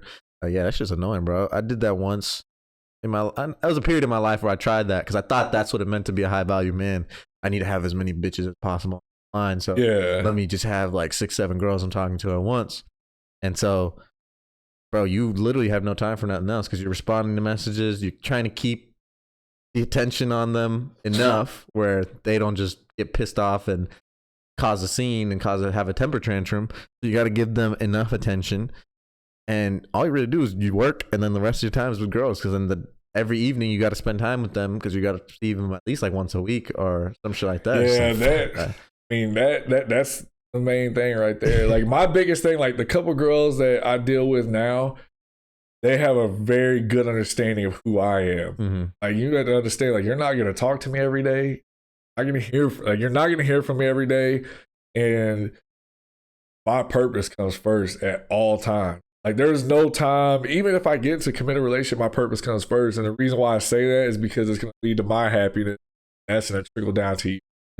Like that's my ideology behind it. Like as long as I can keep doing what I'm doing and making myself happy, I'm going to try to make sure that snowball effect falls down onto you. It will. And yeah, and like I said, like being a boxer, like I'm not doing this shit till I'm 50. Let me grind this shit out. Make fucking money. I'm gonna be done in my 30s, and we got the rest of our fucking lives to do whatever we want while we're young. You know, like, and that's just like a lot of women just want your attention right off rip, and nothing wrong with that. That's how they're wired, man. Go find you a guy that'll do that. Yeah, you know, it's not me though. Yeah, you know? But I said there's a few girls I got relationships with that, you know, they understand, you know, and I can have conversations. We have a clear-cut communication of how things, go on between us. And that's what it's all about. You know, I think communication is what helps anything last. 100%. That's the important. I have to get even better at communicating. I'm still not the best communicator, but I'm aware of it. I'm very self-aware of my flaws. And yeah. I mean, I agree with what you're saying, man. I think a lot of women do want the attention, and it's how they're wired because biologically, I think that gives them more of a dopamine release than anything. Like even more than sex. Like sex, they love sex too, but for them, it's communication and attention is the biggest release of dopamine in their head. Like that shit makes them go wild. Like that makes them feel so alive, feel so good, and that's the difference, I think, in what makes a strong woman versus a strong man. Because a strong man isn't someone who needs to control his ability to communicate or get attention. We don't care about that shit. But what makes a strong woman is her ability to commit to a man, be loyal, respect him, and sacrifice that need for attention if he's, has ambition, if he's building towards something, if he's working his ass off to something. What makes a strong woman is her ability to say, I will sacrifice my want and desire for attention to be with him and support him, stay committed to him. Because he could leave and get attention from some bum or some fucking 10 guys in her Instagram DMs if she wants to. But what makes her strong and what makes her valuable to us is she's willing to sacrifice all that shit to stay with you. And even though you can't give her all the attention she wants, she's accepting of that to be like, okay, he's going to build something for our future, not just his future. Exactly. Like our build future. something for our future, you know? They don't think long term nowadays, man. Women don't have that sense of foresight anymore. Now it's more because they're so focused and entitled on their momentary and present pleasure that they don't give a fuck about what could happen in the future anymore. They're just like, I have fucking some dude who's making millions right now in my now. DMs. And I'm trying to tell these girls is, yeah, you do, but he's just going to fuck you. He's not going to take care of you. As soon as you fuck him, you're going to think I can land a guy that makes $1 million right now. The truth is you can't. You can fuck a guy that makes $1 million right now, but you ain't going to keep him. Like, if you, with your demands, you're not going to keep him. Fuck no. The chances of keeping any guy that's in that, like, that stratosphere of life is thin. Mm-hmm. Like you gotta realize that the population of guys at that level is very low. Yeah, and a lot of you average women ain't finna get that. Mm-mm. Just like you'll get some dick, but that's it. Like, yeah, you get some dick. You might get some dick. Yeah. You know, it just depends on what he's driven by. You know, like, but a lot of times it's I think just they're playing a losing game, but the reason why I think women are the way they are now about the now is because us as men have allowed it to go as far as it has gone. Mm-hmm. We just keep playing into all this back and forth shit, and it's just creating a bigger divide between everybody. And we put a lot of men, not we, because I don't think I do this. I used to probably when I was younger, but men put pussy on a pedestal. We start to think that's all we need, and we should only drive the success for pussy. You lose the other values and morals that should be driving men. So when men are only driven by pussy, they will do anything and go to great lengths to get some. And if that means worshiping a girl to do it, they will worship a girl to do it. When you start worshiping a girl to do it, that girl is going to feel worshipped and start having this image of herself and perception of herself like, I'm God. Like, oh my God, I'm the second coming of Jesus Christ. Like men love me. Like, you know, and it affects their psyche at a young age too. That's the worst part to do it, is when they're 19, 20 years old, 21 years old, these young women start feeling all this attention because men just want to fuck. They think men want them for them, but men don't want them for them. They want them for that and what's surrounding that looks wise, because that's all that they value. So it's never a long lasting thing. Yeah, it's just a cycle, and it just gets worse and worse and worse, and it's just happened over time. Yeah, and I mean, like, I just feel like people, like, not even just, I mean, both genders, like, we just get, like, they roll you down a hill and there's just like no end. It just keeps going down, you know, and everybody just like keeps damaging themselves even more. And like, that's when you end up with guys who don't have value, don't have purpose, don't know what to go for at all in life. And then you got women who overvalue themselves. In certain cases, like, they think they are this and that, and you got guys who think they're this. There's mass confusion amongst, you know, the majority. And you got the very few, and like you said, just like the people you surround yourself with is important. Like, it's not just a saying. It's very real to be able to go around and be around genuine people. You know, whether it's male or female, like, be around genuine people. Be yourself and build your own character, who you be, and then eventually you're gonna cross paths with whoever it's supposed to be, and you'll end up with those 1000%. people. Yeah, you know, it's not one of the things, like, you can't just, I don't believe in just going to look for it. Eventually it's gonna fall on my lap. Yeah. You know, especially if I do what I do and stay on the path. I got proof of it already. Just doing what I'm doing now in this boxing shit. Like, it's, as long as I keep doing what I'm doing, all these opportunities are gonna keep falling on my, I think it can go for any life. Yeah, it's the law of attraction. I don't know if you're familiar with that, but manifesting shit is real, because I don't believe anything happens by coincidence. I believe in God. I believe that having the right values, having the right headstone and the right direction when you're going through life, whether that's by his purpose or by the values he's instilled in you, or by manifesting things with your own ability that he's still giving you at the end of the day, that's what's going to lead you in the right direction. Right. And that's what you should focus on, is it's not focusing on yourself, but it's focusing on maximizing the potential of yourself with the abilities God given you and with the abilities you've developed yourself. And then once you start doing that, like you said, it attracts the people that need to be in your life. Exactly. They'll have the same values. They'll have the same morals. They'll have the same goals, ambitions, drive. Then you guys form this bond just naturally. It just naturally happens. Exactly. That's how you want things to happen naturally. Yeah. And then, things are going to last longer. It's going to be easier to communicate. It's going to be easier to grow as individuals. Another thing that you just touched base on, though, about manifestation, and I want people to understand, is I feel like this is misunderstood about manifestation. I think people try to speak into existence without actually working towards it. Mm-hmm. So this is a message to y'all. Manifesting works when you actually put the work in. You 100%. Can't just manifest things into actually happening. Yeah.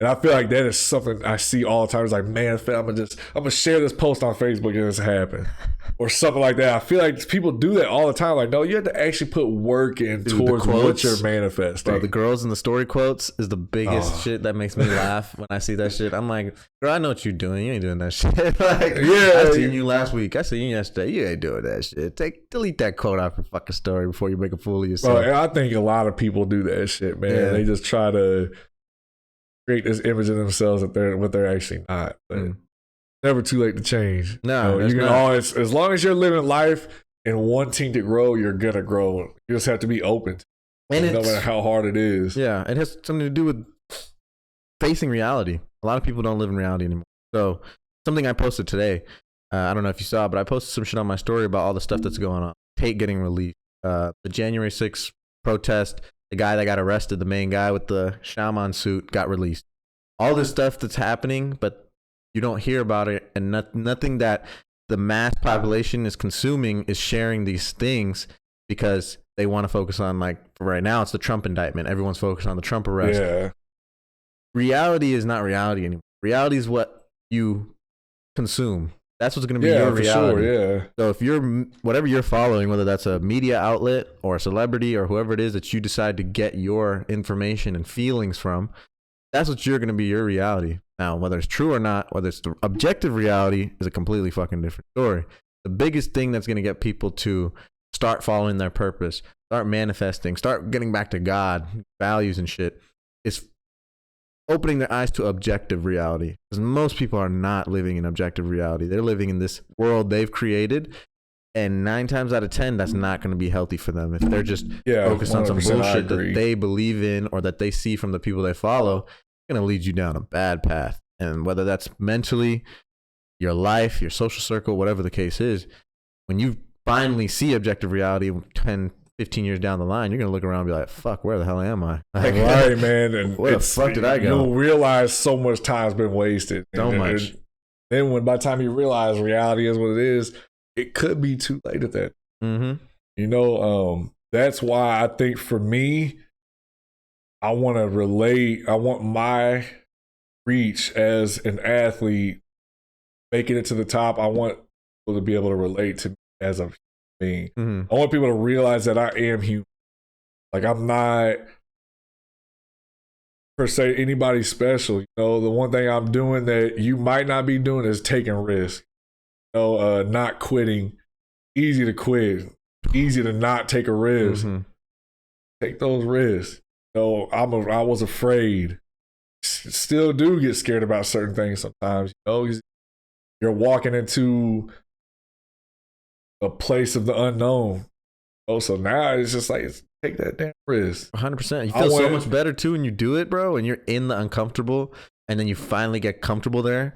It's the best feeling in the world. You're like, fuck, I love this shit. Like, there's still times, like, I walk into situations to where I'm not real big on change still. Like, but things change, but it never ends up being as bad as you think it's going to. It never is like, there's never been a point where something changed. I'm like, oh, it's over for me. Everything's ruined. It's never been like that. It's either always gotten better or my life has continued to be the same. Mm-hmm. It might have gotten easier, might have got a little bit more difficult. Nothing's ever been able to nothing's changed where it's deterred me from continuing to grow as a person and become a better fighter or anything like that. Mm-hmm. So it's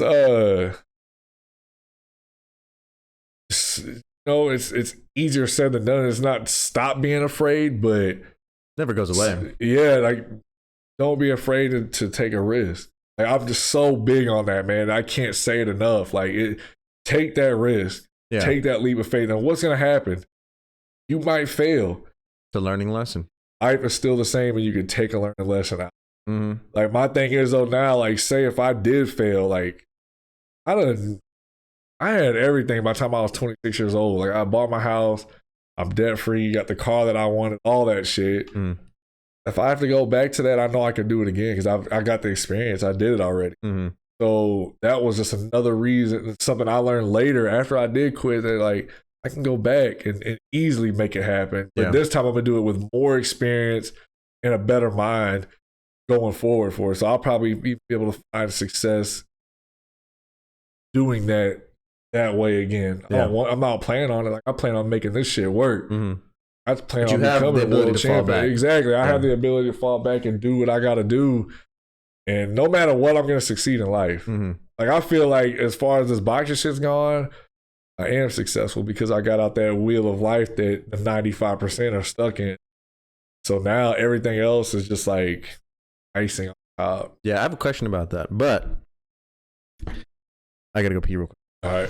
You gotta have a strong mind. And if you are in a position where you can't build yourself up to have a strong mind because you're just feeling like trapped, you'll never get to that point where you got to, because I want to have an iron mind. I want nothing to break me. Like if I get in trouble and have to go to prison for 2 years, I want to be the same fucking person that I was when I went into prison. I don't want to be some broken person or changed man. I want to be so mentally strong that I could be there, come right back out. Nothing's changed. I'm back to where I need to be. Still the same guy because I built that mind up where it needs to be. And I like that you said that, because I would say like that's my biggest thing right now is trying to build the mindset of becoming championship mindset. You know, like I said, getting to be around all these other fighters, like I understand, like a lot of times I don't speak on my boxing as much as I probably should. You know, I had a very short conversation with Scrappy Ramirez, and just that short conversation really changed my outlook on how I want to build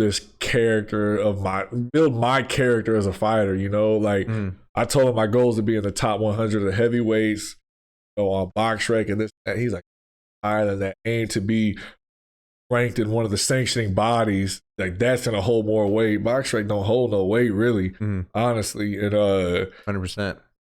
Be like a WBC top 10. Or WBA, and then he was like, you gotta make this character. And I never wanted to be fake. Oh, I never wanted to be somebody I wasn't.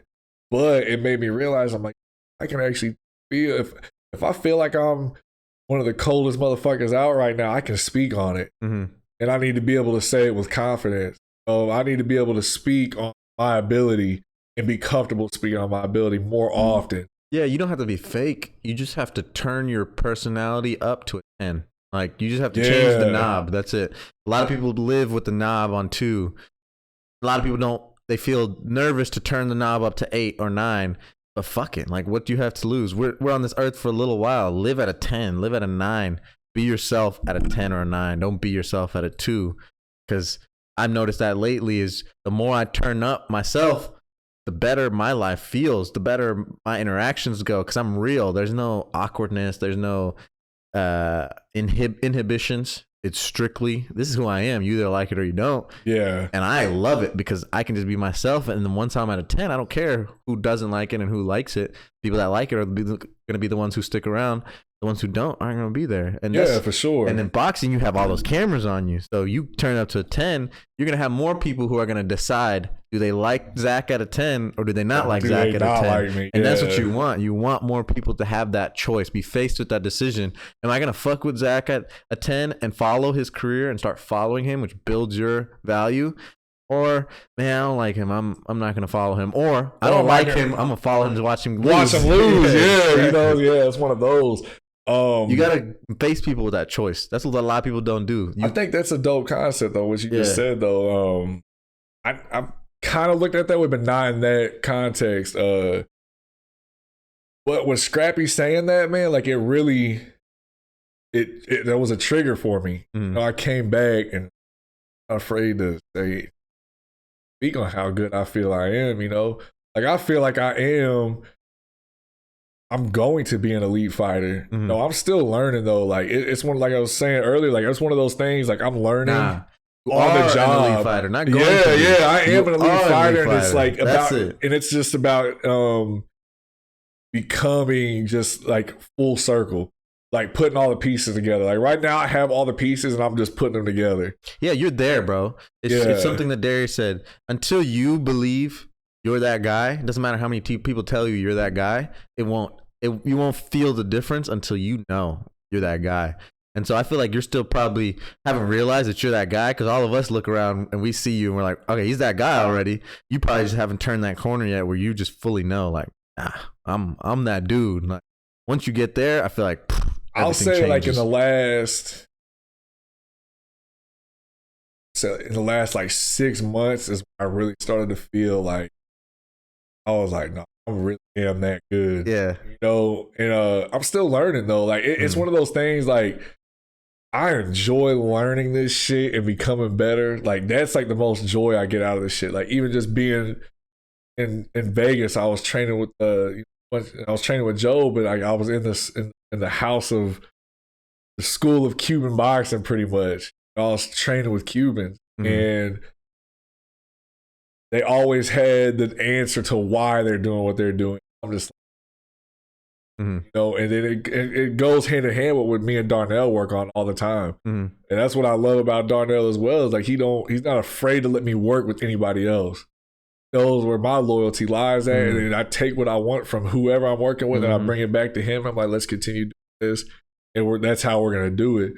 But it's been like an awakening for me to understand like how good I am, and then how much better I'm still gonna get. Like I'm where I'm at now, and I believe as I keep working, like especially like within the next year and a half, 2 years, I'm gonna be at the highest level championships, and it's gonna be just one hell of a ride, bro. Like I said, being in Vegas for these 5 weeks gave me a peek at what my life can be. You know, just like being around the people, training, like mental fortitude of it. Like I was exhausted going to Vegas. Like I'm completely exhausted, and I'm just like, fuck, I don't want to go. I get there and like I had a great time. Like I actually kind of miss Vegas right now. I'm just like, I just had like this. I just met so many good people, and training was just good. Just being around that energy and being around that level of fighters all the time just really encouraged me to be like, I can't wait to get there. You know, like I know I'm gonna get there. You know, I know I'm gonna have success, bro. And it doesn't matter whether I gotta take the hard path or the easier path. You know, like people are gonna come along, and you know, I got a management team speaking to now, and I really like them, and they're gonna make that road easier. We just have to iron out the details and you know, see if we're gonna continue to move forward. And if we do, I know my ride to the top is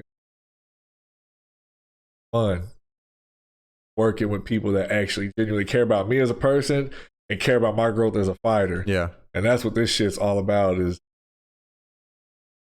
just becoming the best fighter I can be you know, within the next couple of years, and being able to inspire others. Yeah. When you were in Vegas, what was it about that environment that is driving you the most? Because you're excited as fuck. I can tell. I can see when you talk about it. You're excited as fuck to get to that level. What was it, if you could put it into a few words or a few ideas or aspects of what you saw, whether that's tangible things or intangible things, but what is it that is driving you to get to that level? Because it could be money, it could be a lot of different things, or just like material stuff or something else. So what was it that you're like, damn, I can't wait to get there for this reason? Honestly, it seeing how these guys operate mentally as fighters, like seeing the intensity. Like I went up and watched Shakur spar one day, and like Shakur is different. Like he's different, and seeing the intensity he does it with, he don't play. boxing at all.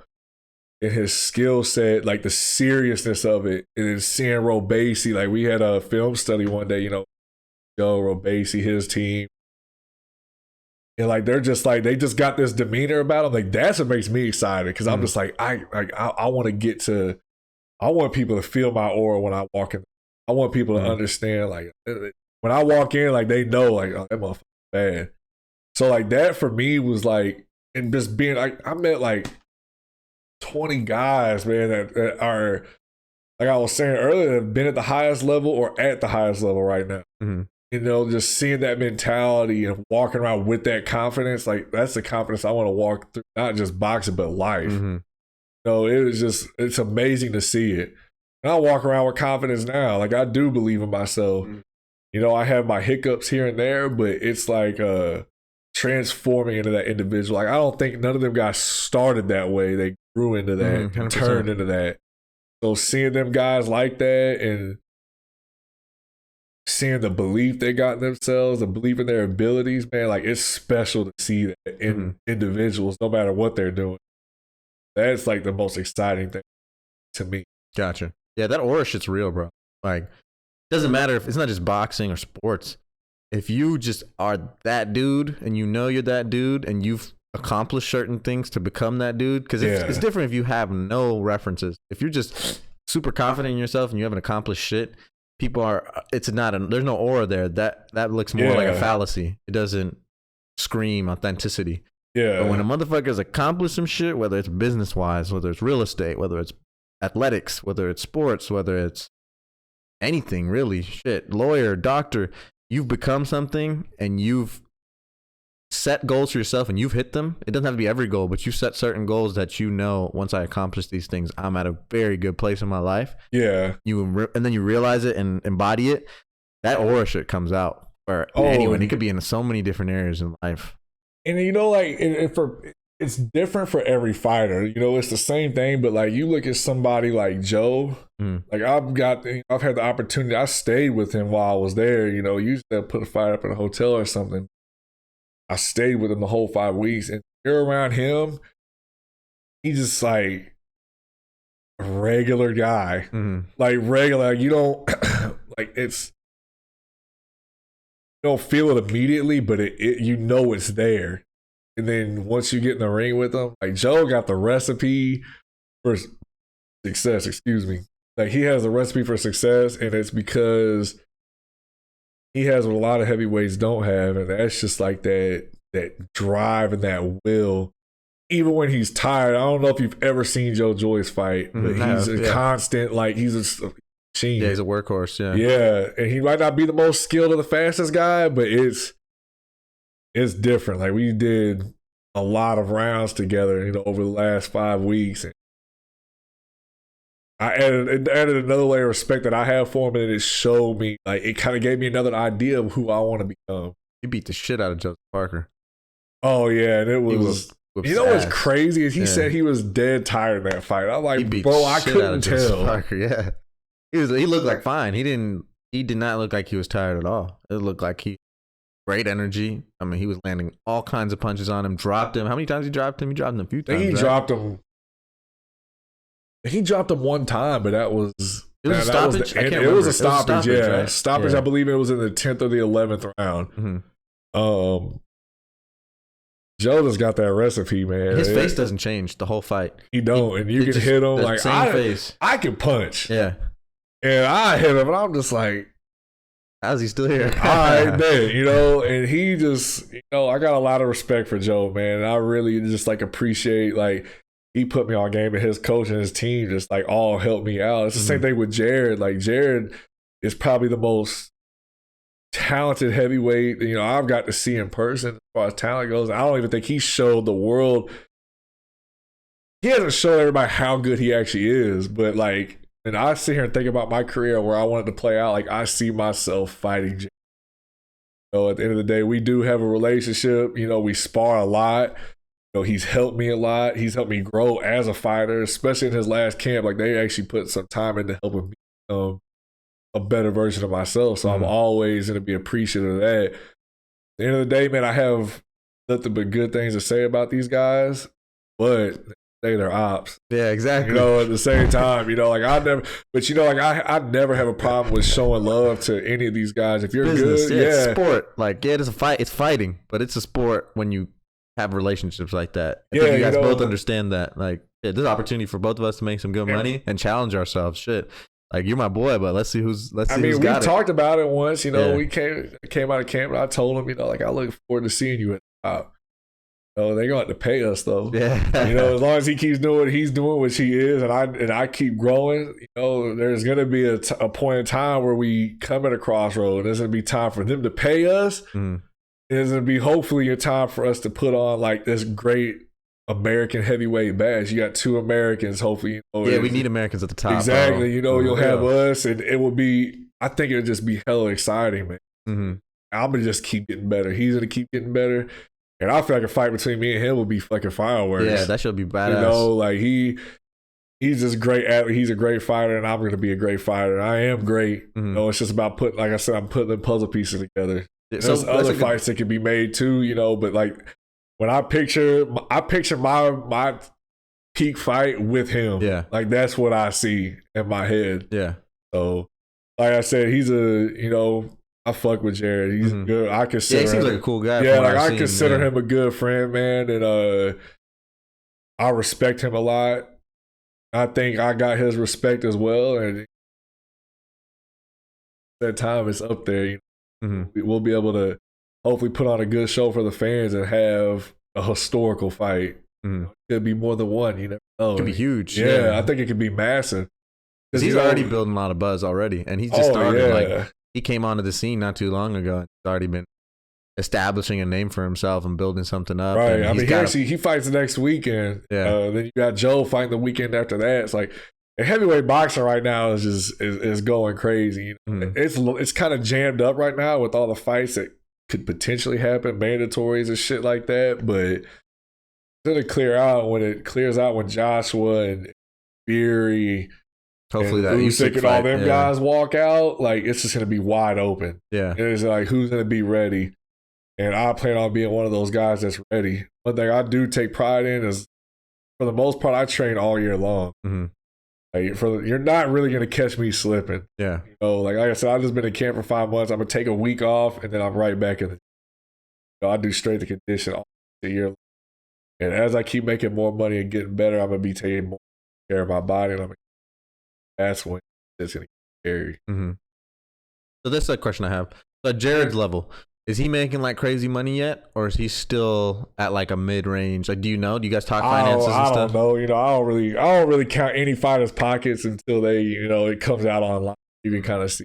You know, is that information accurate though? Because I've heard mixed reports that the numbers that come out online and through like boxing channels and stuff isn't really always 100% a lot of times right. So I can't say a lot of times, but sometimes it's. Oh shit! So the numbers is downplaying what they actually. That makes a lot of sense. I thought that too. I've heard people, because you hear fighters complain about their pay in MMA. At least you hear a lot of fighters complain about their pay. MMA is fucking. But it's the same thing. I heard that the numbers that come out are under reporting what they actually made, because they're not taking into account pay-per-view points. They're not taking into account any other deals or sponsorships that were worked into the fight. So, because the numbers always seemed like so small to me for both sports. For really, boxing too. Well, not the big at the top level makes sense. They're all making like 7 figures. No, 8 figures really. Most of them are making 8 figures up to 9 figures in some of these fights. So that's always made sense. There are some guys that are stuck in the middle right now that make money. They make good money. The reason I ask is because he's got a name now. Jared's built up a name. Like, people who know boxing know who Jared is. They all know who he is. Yeah. But he's not a championship level fighter yet. He's not at the top. He's not at, number 1 contender or challenge for a belt yet. So for that, I want to know kind of like, you have clout, but you don't have the accomplishment yet. What kind of pay do those fighters make? Because a lot of people build themselves up off a name now before they get to that level where I have undisputed status. I'm undisputed champion. And so I'm curious to know how much the name brings in money. how much does the clout bring in for value for that fighter? Well, clout can bring you money for sure. Because like you said, the sponsorships are, if you have clout, sponsorships are going to pay you well. Yeah. And that's all just outside of what you're going to make for your fights. Like I said, I don't count Jared's pockets. I haven't counted any fighters' pockets, unless they've opened up and just told me themselves. But, I'm not going to disclose that information just because, that ain't my story to tell, But I'm pretty sure he's making good money. I'm pretty sure he's comfortable. Yeah, it has to be. Because if you have any kind of clout, you got to capitalize on it. Right. And form. But I think once he gets that name that he fights, that's when he'll really start seeing that bread. I think that's just for anybody. Once you fight that name, it's like, okay, want me to fight this name? Where's that? Write that check. Yeah. That's up to your management and you to kind of negotiate that part of it. See the pay you. Not that shit. You can either move on or you can take the fight.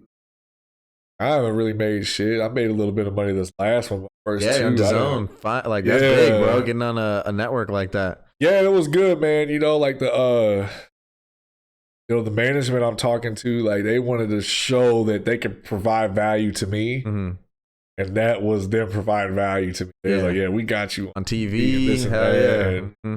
Like I said, I thought I had a good performance. I thought I boxed. I showed I was more than just a slugging heavyweight. Mm-hmm. The whole time the commentary, these guys are going to slug it out. Yeah, they're like, get ready. It's not going a distance and some shit like that. Yeah, and I feel like I went out there and showed ability. Mm-hmm. I'm not just that. I can't punch. I went out there and showed ability, but it was just another time for me to grow. And, them guys, they showed their value to me. And now it's just like, we're going to keep moving forward. And we're going to discuss everything that needs to be discussed and hopefully make each other a lot of money in the future. So there's one thing I wanted to ask about the fight, actually, because I did watch it.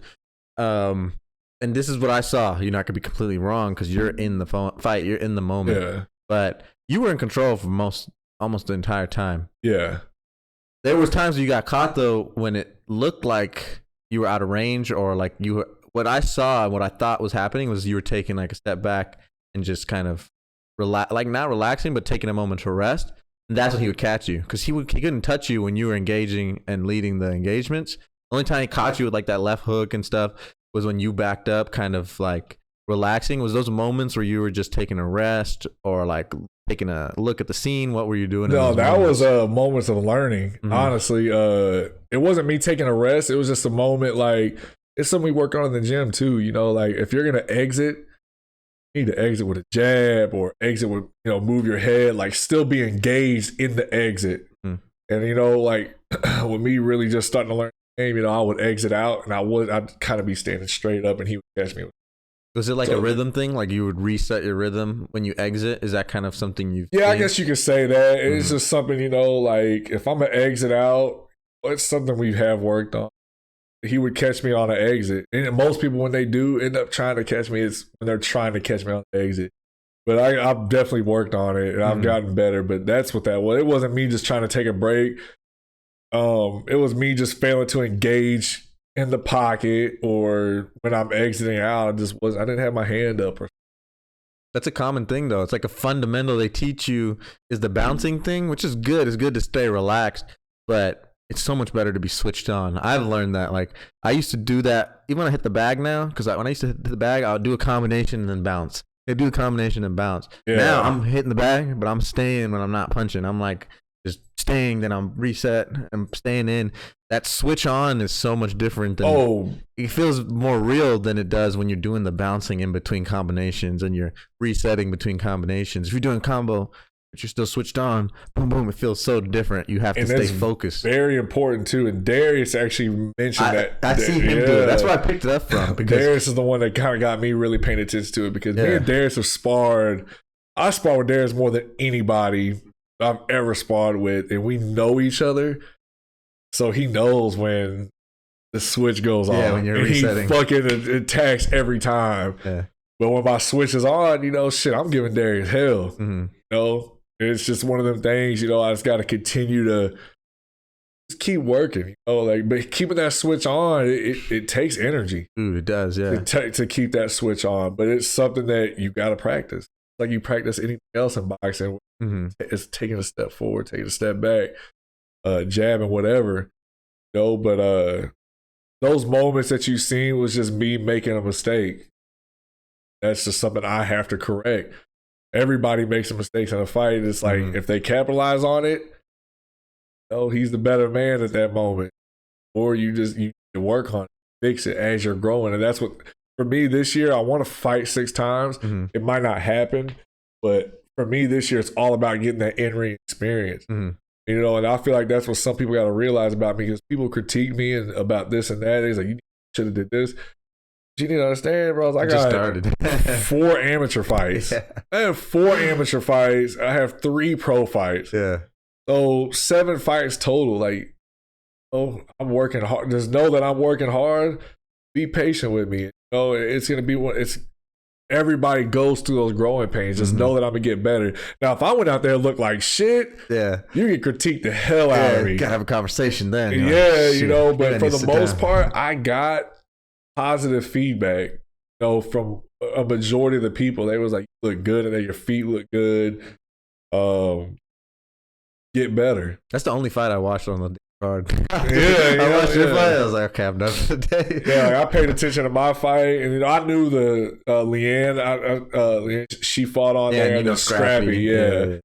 But it's just one of those things, man. Like, people gotta, like, that's why, I trust Darnell more than anybody, because Darnell knows me. I feel like Darnell knows me better than I know me. Shit. Like, he knows, like, Darnell knows when I'm about to go through my mental phases. If I go in the gym one day and I'm just off, he can see it. He just knows it. He's like, we'll work, but we're not gonna, like, do it this way. We're not gonna mentally crush you today, because we still got the rest of the week. I train all the time. So it's one of those, it's growing pains. Whoever's on my team is gonna ride it out with me or they're not. Be patient with me. I know what I'm working to. I'm working to champion. Yeah. That's what that shit's all about. So let's go these growing pains together, and then we'll eventually take over the fucking boxing. Hell yeah. And if y'all do it together as a team, that shit would be crazy. Like, different weight classes, y'all working your way up. That'd be insane, because y'all got people in all different weight classes. So you have like Martel, you have Derek, you have you have Marquise, so everyone can work up different weight classes. And if y'all all get up to the top together, that shit would be bro, that's crazy. Like a fucking that's like some movie shit, bro. And, even like just seeing all them be successful and being able to be successful in my management. Because when I'm committed to people, man, like, I'm committed to the Storm, our team, and I want to see everybody succeed. I'm committed to them. If I end up signing with 3 p.m., like, I'm gonna be 100% committed to everyone's success of everybody. Because I want it to be like a fucking squad, like like when you see us, it's not always just Zach the fighter. It's Zach, Storm, and 3 p.m. Or whoever I end up signing with. Like people know it's like it is a real thing. Like when we come into town, like they know it's not just me there. It's like the aura of everybody's there. Yeah, it's not just about me. But, certain aspects of it will be, but like I want to plug people in from my team like Darius plugged me. Yeah. That's my goal. And I'm still trying to figure out how to do that all the way, because not everybody is as lucky as I am. Like, I do this full time. Some other people got jobs and shit. It's not as easy to leave town for 5, 6, 7 weeks, go to camp. Yeah. So, one of those things, we just gotta, everybody's time is gonna come as long as they do what they're supposed to do. I know I'm gonna do. Now it's up to you. Yeah. Are you gonna stick in boxing like long term, you think? So after you finish your career, would you consider coaching or commentating, depending on what kind of opportunities come to your table? Or you think once you're done, you're going to just relax, focus on other aspects of life?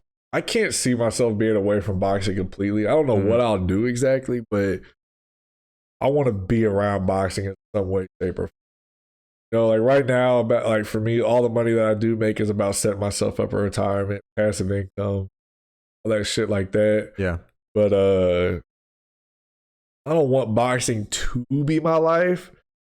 And right now it is. And when I take my breaks, I notice it because I'm like, I ain't got shit going. Yeah, what am I gonna do? You know, I get on the game and shit like that. I game. You know, we got a little channel on YouTube. We need a fourth. Bro. Yeah, so like we record just how we're talking shit. That's what we do on there. We make clips What out game of we it. gotta play? A lot of times we'll be playing different shit. Like like I was on Elden Ring recently, and they recorded me. They watched me play it, and they were recording the session.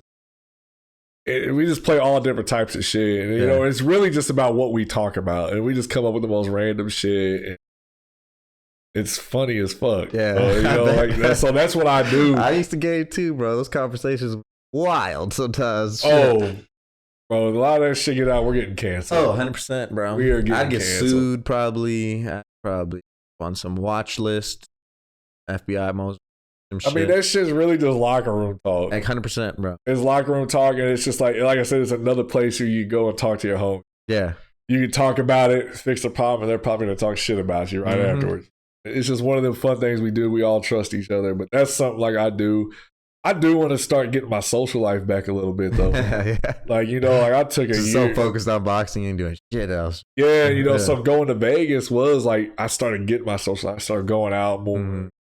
You know, meeting so many people. I'm like, oh, fun, dude. Yeah, I forgot how fun this shit is, you know? Hell yeah, bro. You know, John and them try to get me to go out all the time. I'm like, oh, I'm getting tired. Yeah.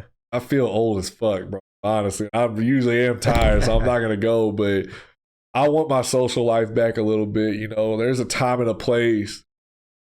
Boxing is my everything, but I don't want it to be just like, that's it. Yeah. You know, say, God forbid, you know, something happens, you know, I can't box. But I need to have another outlet. I need to have people. I got those.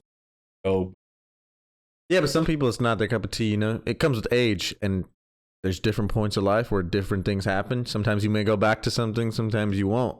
For example, I was partying a lot, probably last year and the year before, all the time. 2020, man, was epic. It was like every weekend, partying, going out. I didn't give a fuck about no damn lockdown. I was out there having a great time.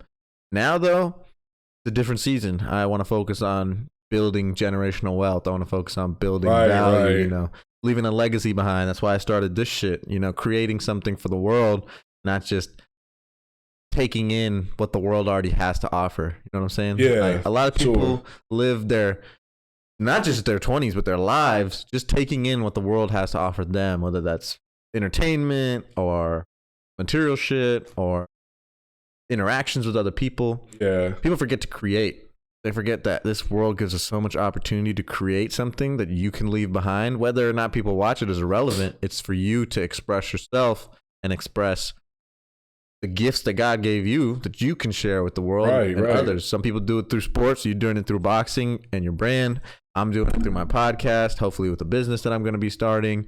And that's really what life's about to me.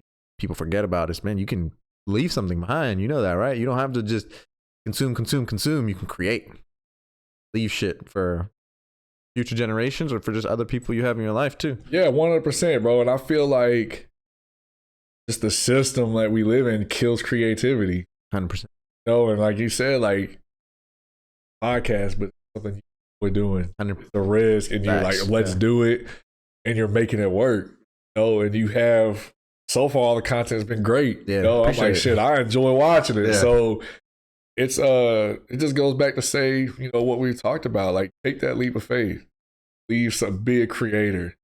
Whether it's just for you or the masses. And do what you enjoy doing.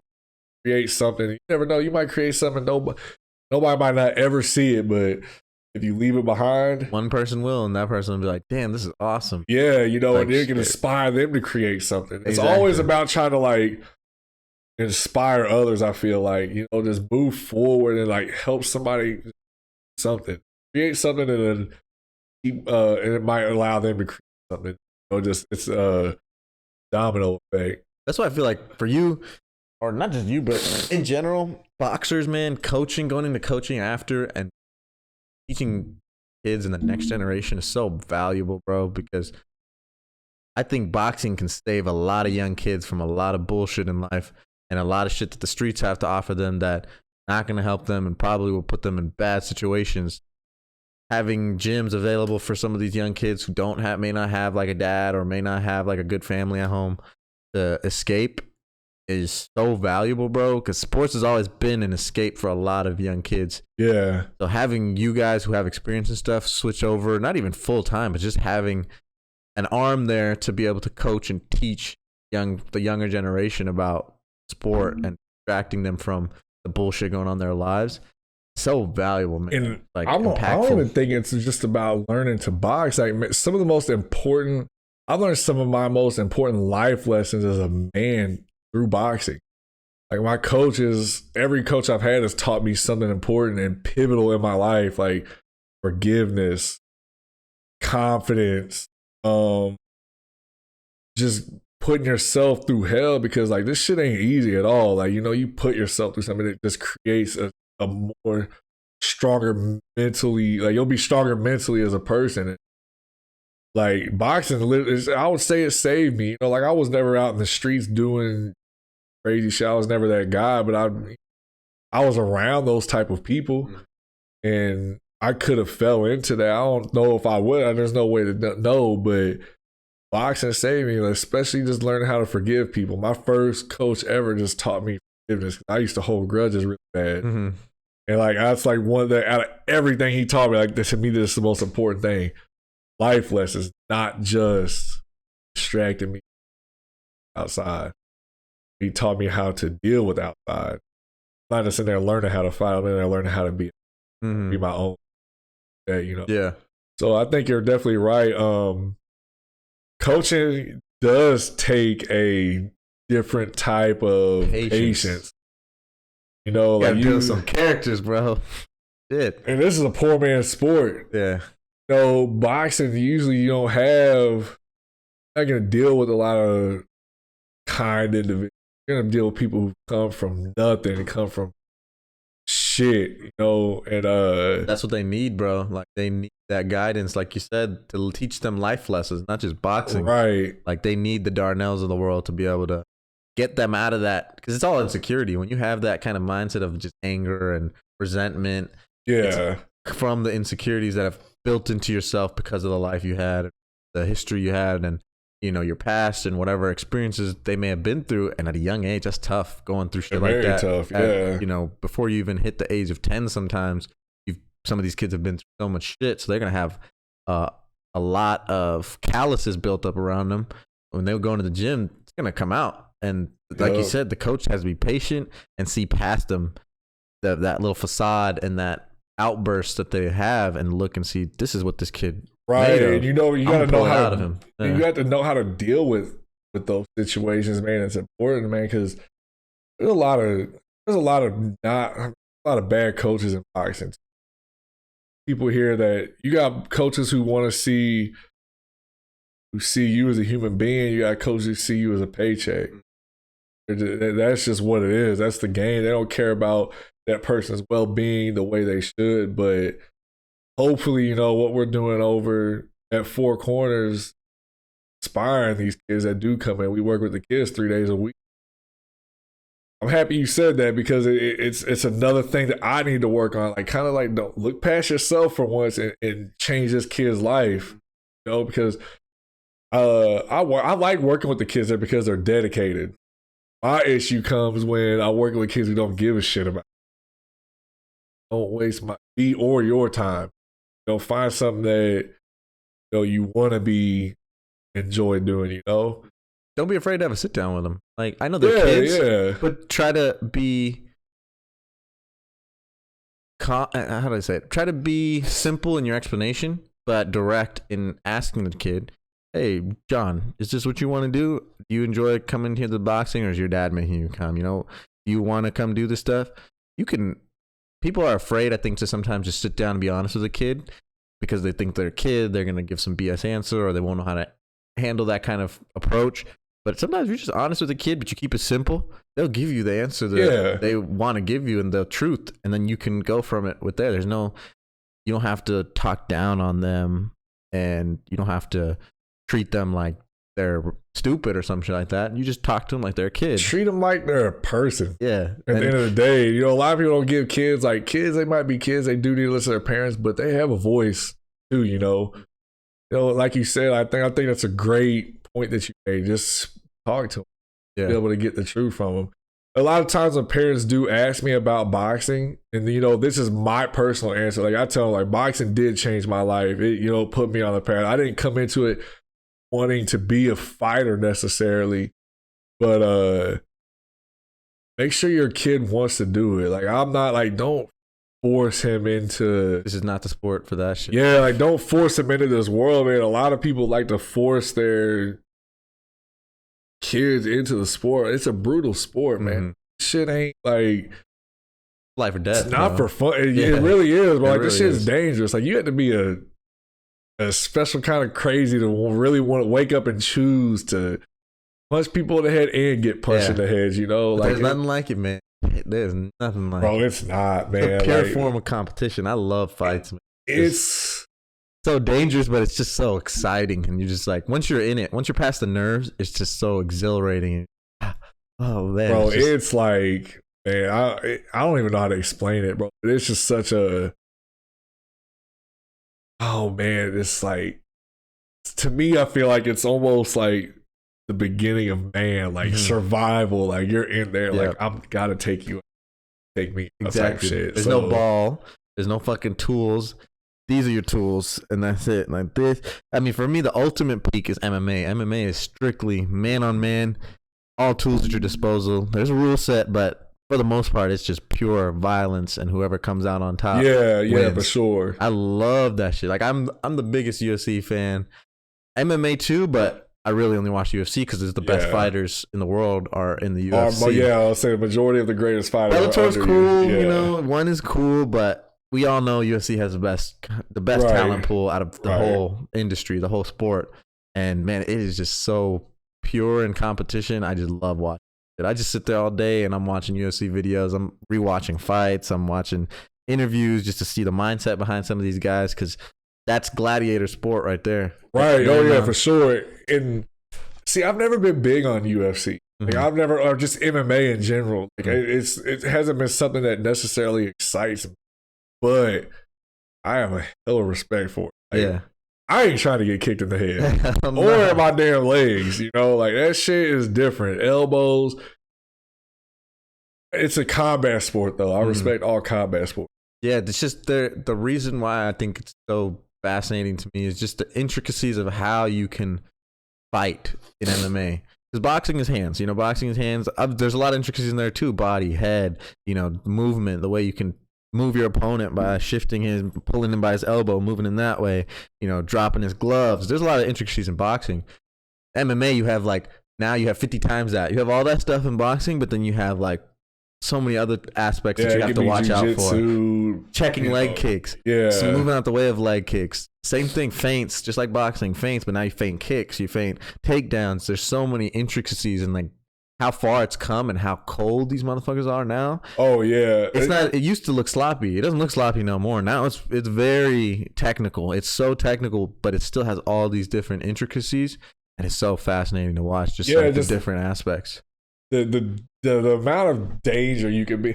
But you do know what's kind of crazy to me now that talking about that, see the same amount in boxing. I feel like you see more people dying in boxing 100% in MMA, and I wonder. It's the sparring, man. I can explain this one. It's the sparring, and it's also because of the intricacy, because of the takedowns, because you have to practice so much wrestling. A lot of that time that for a boxer would be spent getting punched in the head is now getting spent wrestling, doing jiu-jitsu, fighting takedowns. So you're not taking that damage. Because the biggest negative and the biggest reason why you see so many people dying and having brain problems later down the line is boxing is because the damage is coming from your head, your brain being bounced around on the inside, both sides of your skull. So what's happening is when you get punched, it's not your damage is coming your brain. What's happening is punching, but your skull moves before your brain moves. So then your brain has to catch up to that side of your skull. So it's going to hit that side of your skull. Bouncing around. And hit the side of the skull. So when you're sparring, you have headgear on.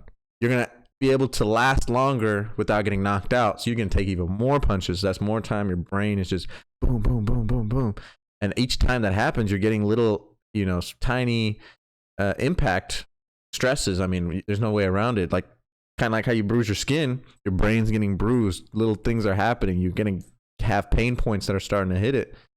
Add that up time and time again. And some people just spar every day. Some people spar every fucking day and they go hard. It's not just touch sparring or light sparring. We go hard every fucking time. So then you add that shit up, man, it's not good. It's definitely not. And I can speak on that, especially coming out of camp with Joe. Like, Joe's the first sparring partner I've ever been there with, to where when I came out of there every day, I was actually hurting. Mm-hmm. Like, I felt like pain. I mean, you see my arm is all bruised up now. Just like my arms are like it. That like usually, I come out one day, I'll be like, oh, I'm sore, but I can keep going. It's not like that bad. Like with Joe, like every day something hurt because he's just this massive guy. And he punches. Not the hardest punch I've been in there with, but they just land different. And he's going hard, right? Like he's not taking Joe it has light. one. So in my opinion, Joe has one speed and he doesn't change. Mm-hmm. Like it rides that out all 12 rounds. However many rounds he's doing, he can ride that pace out. And that's where he kills people. Like, he takes them out there and drowns them. Mm-hmm. And it's hard to explain, honestly, because you can tell when somebody's in there to really get you out of there. Especially when you're sparring, like you can tell when somebody's trying to get you out of there. Mm-hmm. I never got that feel from him, but it's like mess around if you fuck around if you want, you're gonna get hurt. Yeah. So like, he ain't in there to play. So it's especially heavyweights, man. Getting hit constantly, bro. Like, we're big guys. Like, me and him are both 265 hitting their pounds. head every time. Just yeah. So me and him combined, me and him are both 265 pounds, bro. And they're just constantly punching on each other. Yeah. And it's dangerous, bro. Yeah, from the outside looking in, I have my own perspective on sparring. But that's the thing, it's from the outside looking in. I'm not a guru with boxing. I'm not a person who's lived my whole life around boxing. So my opinion really doesn't have much value when it comes to the realm of boxing. I can have my opinion. I know that. Of course, yeah. But the truth is, the people who have been in the game and have seen the effects firsthand and who have been around the people who've experienced the effects, ultimately they're probably the most entitled to have a opinion that other people should ascribe to. Now, I've heard different ones. I've heard people in the game say, I don't let my fighter spar hard unless he's in fight camp. If he's not in fight camp, I don't want him sparring hard regularly. Maybe once in a while, something like that. Otherwise, it's, contact sparring where we're not trying to hurt each other. We're trying to just work on our skills. Then I've heard the ones who are great coaches. People revere these coaches and say they're some of the best in the game. They're like, no, my spider, if he's getting in there to spar, I tell his sparring partners, I want you to try and knock him out. Like, that's what he tells the fighters who are getting in there with his guy who's in fight camp or who's training. He tells the guys, knock him out. Camp's different, but it's I think a lot of times it's up to fighters too. You got some fighters that just get in there with this intensity. It is damn near like fight intensity. You got some fighters. I tell you, sparring is a learning experience for me. Mm-hmm. I don't like to go I don't go 100% easy. I don't go all out of sparring. Mm-hmm. I'm trying to learn. I got to practice what I've been learning in there. Try and get it down. Got some fighters that go there and try and kill your ass. Yeah, it's one of them things. It's like shit. And you have to turn it up too to not get hurt. Like, you're either gonna turn it up or you're gonna go get knocked on your ass, and they gotta get you out of there. And that's something me. That's not a feeling I want to go. I'm not trying to. I got in there the other day, man. I felt like complete shit. We went 6 rounds still, and it wasn't my best rounds. I was struggling through the whole thing because I'm just like, my body was just tight. I didn't feel good. Energy wasn't there, and they seen it. But I'm like, got 6 rounds. We're gonna do 6. I had to push through that. I had to figure it out. Yeah, but good days and bad days. Out of 5 weeks, that was my only bad day. So to me, that's growth. I'd be at camp with Jared last time, and I had a couple bad days. I wasn't feeling right. My body, we're sparring 3 days a week. They were training 5 or 6. A lot of times you'll get out of the sparring and then you go and work and do what you got to do. You know, I'm doing strength and conditioning. Beat up and you're like, yeah, you know, your body goes through. That's why I say, like, I'm 5 months in. Yeah. You know, as of yesterday, and I'm just like, bro, I need to sit down. Mm-hmm.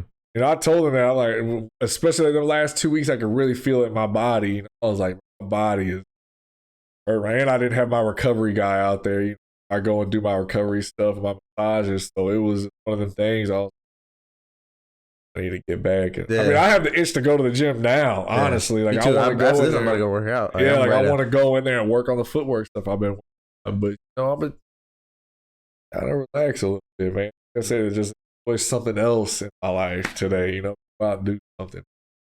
I think either way you won't have a regret. You decide to give your free time to boxing, you're not going to regret it later on, even if you have to build something else later after you're done with boxing.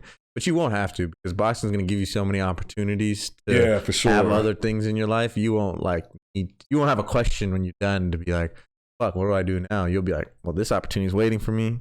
This is waiting for me. I'm going to do this now. Shit, I'll go into coaching. I can do a podcast. I can do commentating. I can train him. Like, he's asking me to train him. So you won't have like a worry or a struggle, I think, if you decide, or when you're done with boxing. Oh, yeah. I mean, usually now, if I sit down for like a day, I feel like shit. Man, I missed a day of sport. Now I don't. I work too hard. Basically, one day is not going to hurt me. Mm-hmm. If anything, it might help me because my body does need rest. You know, recovery is extremely important. That's something I didn't realize early on. Now I know, like, I can sit down and I'll be fine. That's how anyone, like even bodybuilders, that's how they build muscle. Because once they do the tiny tears, that recovery day during the week helps that growth, and that's when the muscles grow. They start getting bigger and bigger and bigger. So that's something I want Darius to understand. If you're listening to this, Darius, which you will, rest, my guy. Darius works so hard, bro. Like, he honestly, to me, Darius sets the tone for everybody. Is he works so fucking hard, and that's why he's gonna be great, man. Yeah, at the end of the day, it is. But at the end of the day, like, you have to. Mm-hmm. I can't see, but no, it's one of the things. He'll learn. The more y'all keep going, the more he'll learn. Like, okay, you know, I need to take some rest. And the more y'all go, I think with camp and shit like that, all that stuff will work itself out. Like, the working hard, absolutely. Yeah, gotta have it. One of the hardest workers I've ever like made. You said, need it all the time. So, you been practicing your chess? I tried to play on the plane yesterday. Here's the problem. It didn't really give me no instruction on how to play. So got your ass up a few times. Huh? I was sitting there getting smoked because I had no idea what I was doing. All right, we'll take it slow. We'll do some teaching. Yeah, let me set up the camera. So the goal is to protect the king and queen, right? And then eliminate yours? King. Oh, protect the king, but this guy, the way you win is you trap him, so where no move you can do will save your king. Once you checkmate the king, the game's over. So, for example, I'll show you one. Say he's there, and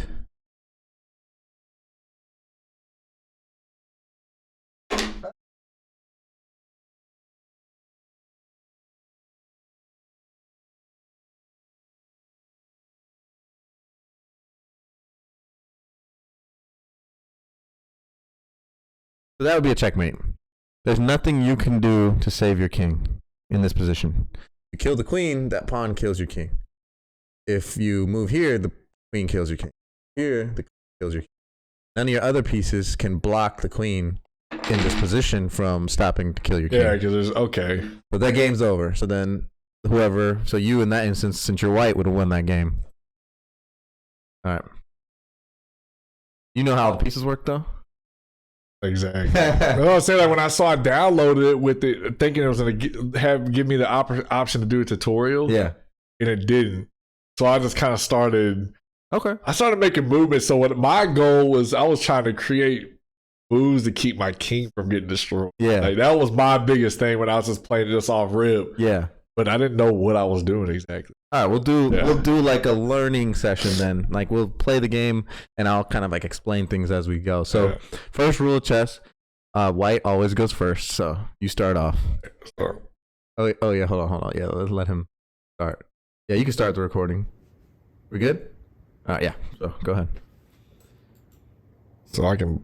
Perfect move. All right. So that's a great move. That's always my first move. I always put this pawn, and then my reaction is always to match it, because the biggest thing here, when you do that move, you're opening up your queen and your bishop to open up on the board. So now, like, your next move, you can pull your queen out, you can put your bishop out, you can. So you can put them anywhere. Not anywhere. Bishops can only go diagonally on their color, so he can only go on brown squares diagonally when he has space. Can't go this way because his pawn's blocking him. So right now, all he can do is go as far diagonal as he wants that direction. Same thing with the queen. Right now, she can only go as far diagonal as that direction because she can't go forward because that pawn's there. She can't go to the side because those pieces are there. But she can go diagonal any direction, and she can go forward and back any direction, and to the sides any direction. As long as she has space.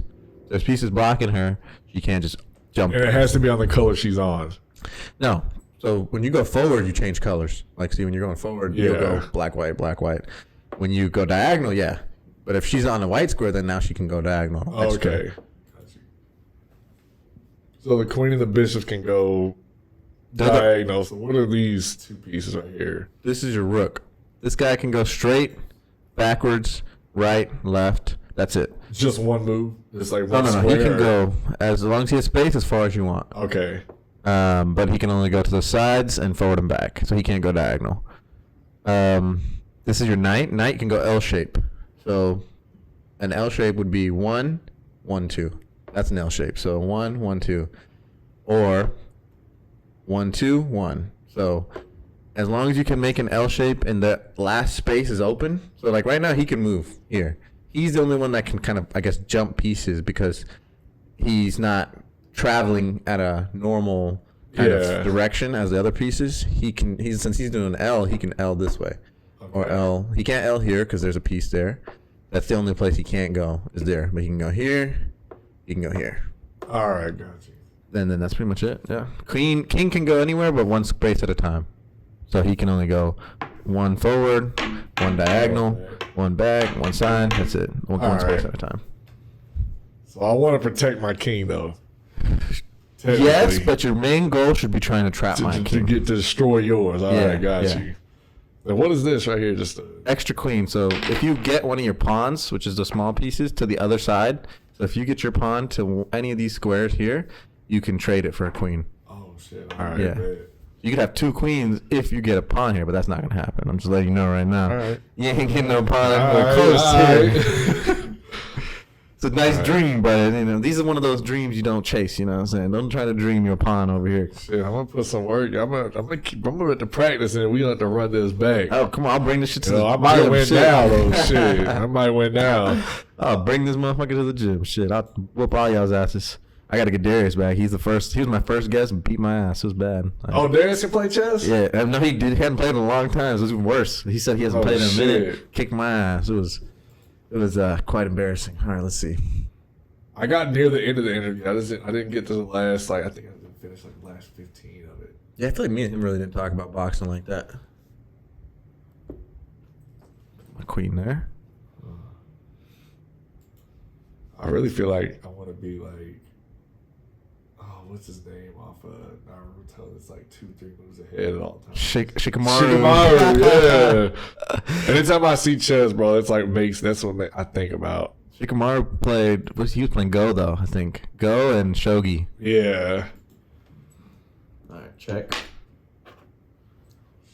So now you got to do something to protect your king. That has to be your next move. Anytime you're in check, you got to get your king out of check. So I can move this diagonal, right? Mm-hmm. Perfect. But now... Thank you. Hello, queen can just be jumping around like that? She can go diagonal. So I got space. Boom. That's one of my favorite moves, too. So keep that in mind next time you play.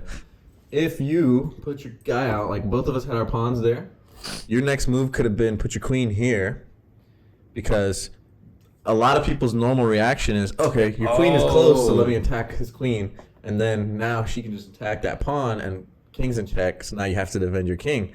Most people then put the the bishop or the queen to protect it, and then you can just go straight and kill his rook right away. So that's a big piece you already take out at the beginning of the game. I ain't gonna lie, this shit is mental warfare. Dude, it's a very intricate game. That's why I love it. Can I jump on the queen right here? With what? Oh, it has to be an L-shaped moving twice. Yeah, you can right? only attack the piece at the end of the L. Like, you can't attack all the pieces in between. You can't go back right here either, can you? Where? The only one that can go back is the rook. No, she can go back. Queen can go back. Oh, queen can go back. Queen can go backwards, forwards, side, diagonal, any direction. All right.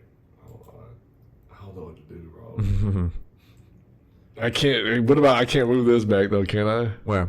This one, like I can't do this. No. Pawns can only go forward once. This motherfucker's about to smoke me in like 3 moves.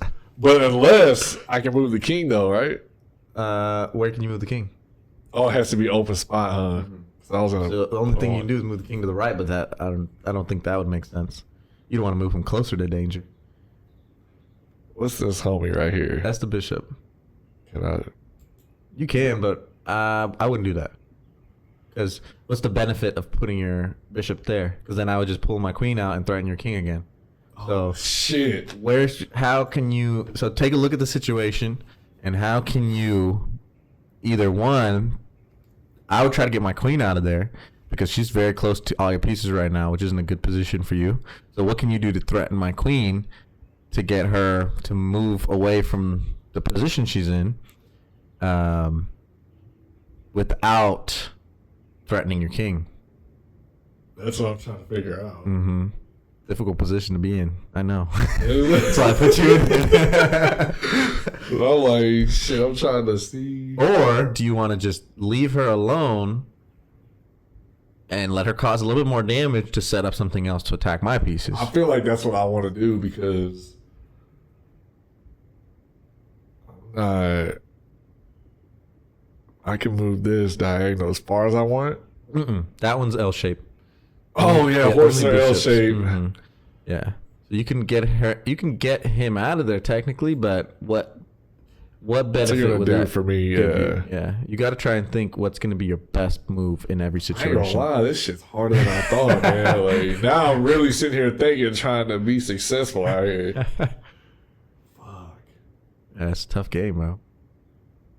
It definitely is, bro. I can jump this up twice, can I? Only on the first move. Yep. Oh, on the first one? Yeah. So no, you can do it. Oh. Like if that's their first move. Anywhere. Each pawn's first move can be 2 spaces, Okay. or it can be 1. But after that first move, it has to be just 1 always. All right. And you know how they attack, right? They attack diagonally. So this, I could kill your pawn right now with my pawn, but that's the only way I can kill a pawn. If we're here, I can't kill your pawn. You can't kill my pawn. Oh, you can attack But if I'm diagonal. diagonal, I can kill it, but then I can only go forward again until I have a piece diagonal for me. Let's see here. How do I want to do this?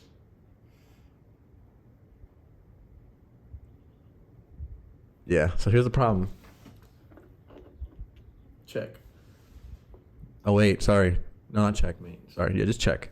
Because there's only one move you can do. Shit, I'm trying to figure out how I can kill this motherfucking king. There's only one move you can do here. As far as what, protecting the king? Because you can't move your king. Because if you, the only 2 spaces he can move would still be death. I can. Can't do that. She can't jump. Say checkers.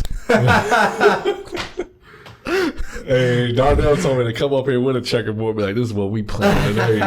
I'll play checkers too. I haven't played checkers. But I haven't played in a checkers in so long, bro. I Dude. feel like I wouldn't even remember how to play that shit. So long. I haven't played checkers in ages. Okay, so there's only one thing I can do. Yeah, you got to move your bishop to protect the king. The good thing is, This is a bishop, right? no, the other one, the white one in front of the king, Oh, the one you had put there earlier. Okay. You can, the only thing you can do is protect him. That I can move him right here. All right, cool. because if you couldn't do anything else to protect it. Let's see. Oh shit. I can't.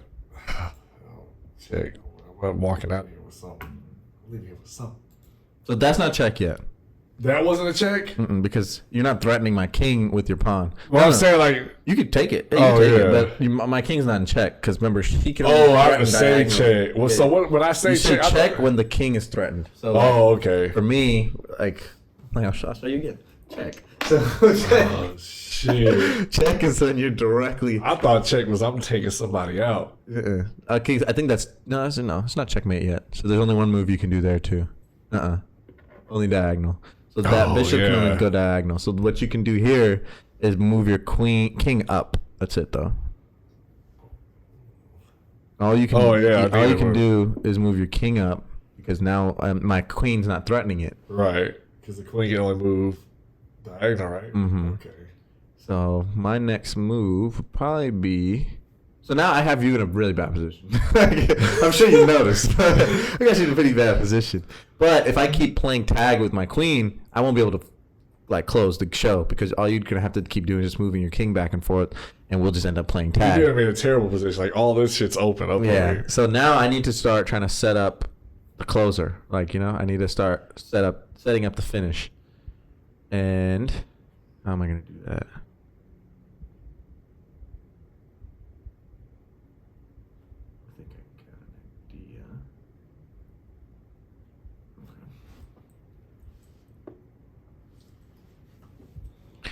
So now you're not in check, but you can do a lot here. You could threaten my queen, try to get her out of there. You could threaten my bishop with one of your pawns.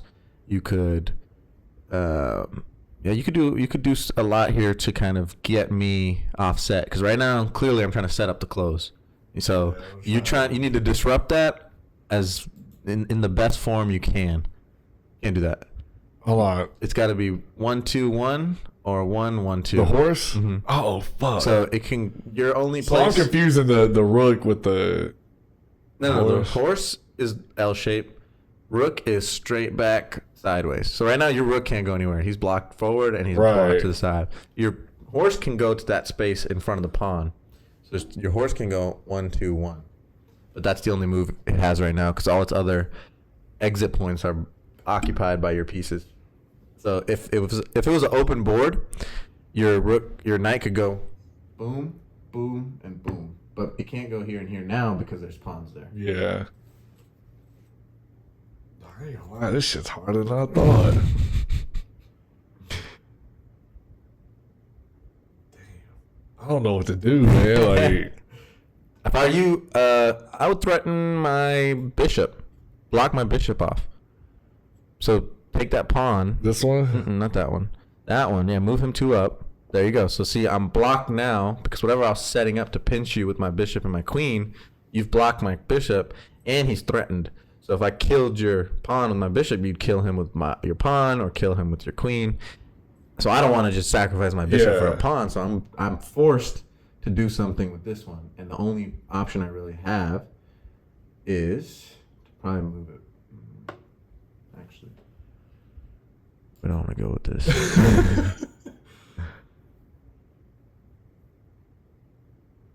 I do that,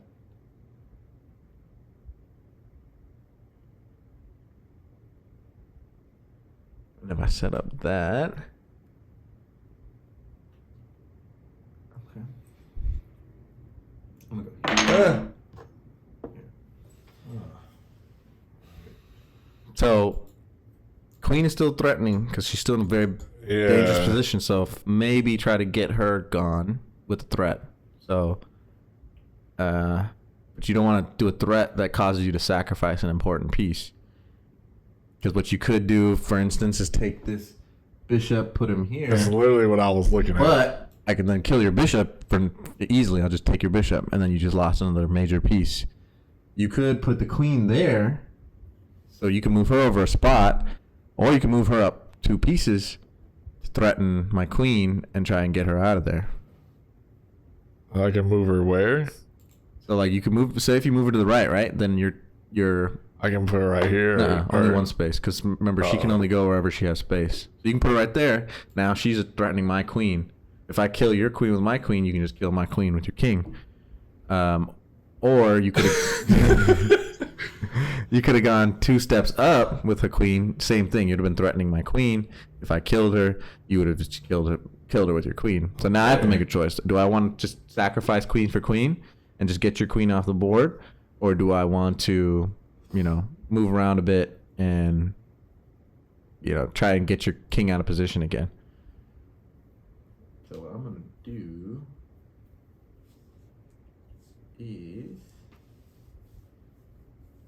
Play around a bit. Check. Shit.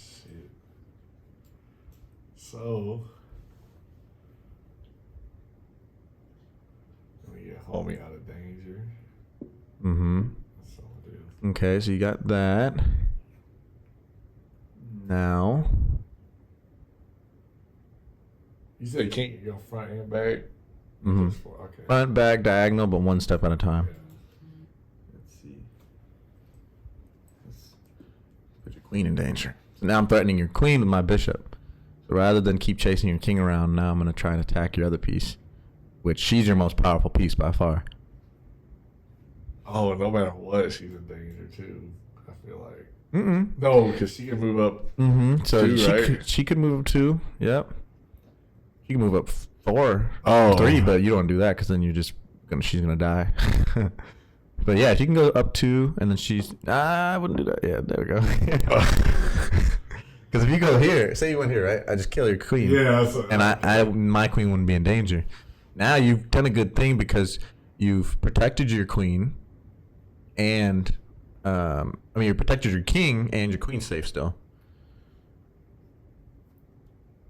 Let's see. Where can I go?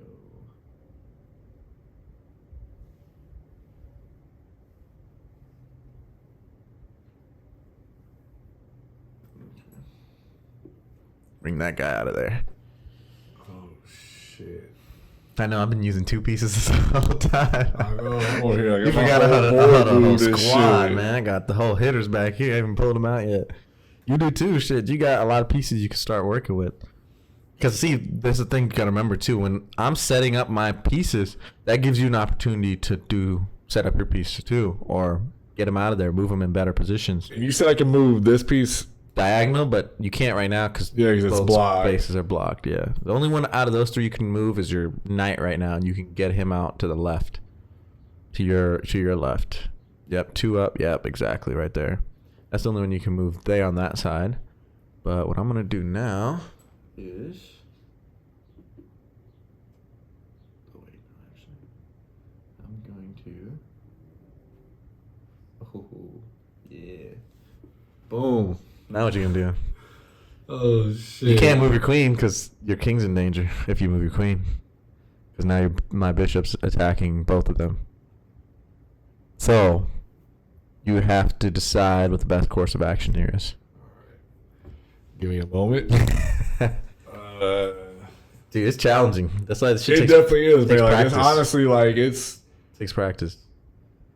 And I keep sitting here trying to get myself to think more than one step ahead of the time, but I don't know what the fuck I'm doing to even do that shit. So. Of course, that's why I'm trying to I'm not just gonna like, play me think. Yeah, I'm trying to help you look at the board a little differently than just standard reacting, because you don't want to be reacting in chess. Once you start reacting, you're playing a losing game.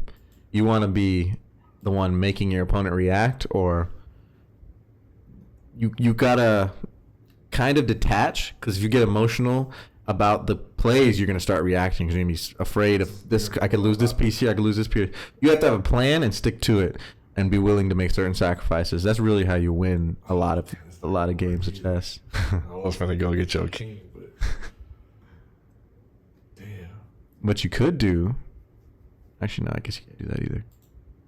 Yeah, really here you just lost your queen, honestly. That's the biggest. But what I would do is I'd probably try to set up a collateral or a counterattack. He can only go diagonal. Oh yeah. Yeah. So you could threaten my queen with the bishop, but it wouldn't work. Like, I wouldn't lose my queen. I would still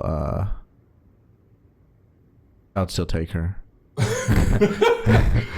Oh shit! This is But try to set something. So take a look at what you have and try I'm to gonna attack. I'm gonna put myself in a attack position to attack. Okay. But see, this is the problem with Just that. to learn. I want to see what you do. This is the problem with that. Check. Right. So now what are you gonna do? Because you can't attack her because you got to focus on getting your king safe. So she's still safe. Like, that's why I said it wasn't gonna do much. I can't attack her. Not right now. You have to either kill my bishop, move your king. You really either have to kill my bishop or move your king. Yeah, if I move it that way, it's gonna put me in danger. still. Yeah, you can't go backwards to that white square because my queen is there. So you can either go to the right with your king, or forward with your king, or attack my bishop with your king. So what you gotta think and say what's the best move out of those three options. Either kill the bishop, go forward one space, or go to the left one space. I honestly feel like I'm gonna go left. Go left. Okay. So now, Oh fuck! I'm clearly going to kill this guy because I don't want to die. I don't want my queen dead. Now what you can do? Keep in mind, our bishops are threatening each other right now. So you could kill mine, but my queen's right there to kill yours if you kill mine. So keep that in mind. But you really can't go anywhere with that bishop. But if I kill your bishop, you have your rook right there, or your king to kill my bishop. So your bishop has protection, but it's also under threat. Same with my bishop. My bishop has protection, but it's also under threat. If you want to kill it with your bishop, it could die right now. But I know my queen's right there to protect him and get that avenged. Like, I'll avenge its ass right there. So now you have to think, do you want to leave your bishop alone because it's protected and set something else up, or try to get your king farther away from danger, or... Nice. Yeah, that's a good spot because you're protected on all sides. Actually, damn, I lied, man. That was a terrible move. Checkmate. Wait, no, I lied. It's not checkmate yet. Let's see. What's the one move you can do? It's check, but it's not checkmate. Can't move him. Yes, sir. That's it. So now what do I do? Well, I don't have any protection for my bishop, so I'm gonna take him. Now here, you can kill my bishop with your king. Bishop. Yeah, you can do that. And then what am I gonna do? Got 2 bodies. So you're 30. Let's see.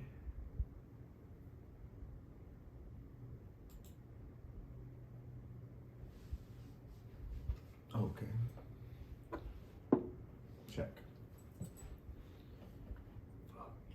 There's only one move you can do. Actually, no, there's not one move you can do. No, you don't have to do that. Look at it again. You can. There's another move you can do that you don't have to sacrifice your knight, and you threaten my queen with this move. Oh, what? What could you do that would put your king out of danger without having to move the knight? There's another piece you can move to get your king out of danger. Always, hold on. You got it. Just look at that area closely. Look at where your king's at. Look at what spaces are available there. That would take him out of danger from my queen. Put it right here. Yes, sir. And now you're threatening my queen with your rook. So if I don't move my queen, you can kill him. But I can't kill your rook because your knight could kill my queen. If I kill your rook with my queen, you'll just kill it. Let's see. And if I just go up one space, then we're just playing a game of tag, which is pointless. So what I'm going to do is...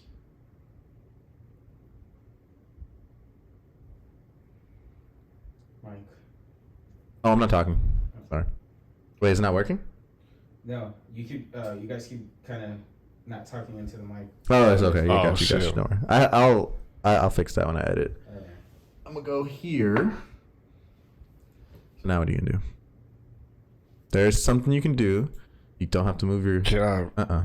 Oh no, I can't go back. You can only go forward. But what else can you do besides moving your king? Exactly. Because if I kill that, you'll kill me. Your king will kill my queen. So what I'm gonna do here.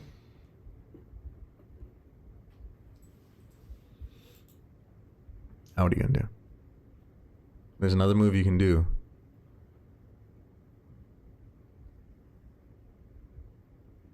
Because you can't kill my knight with your knight because you can't leave your king unprotected. I can only move. You can move him to the right, all the way to the right if you want to. So you can move him anywhere to the right, but where are you going to put him? Think about where you want to put him. If if you want to move him.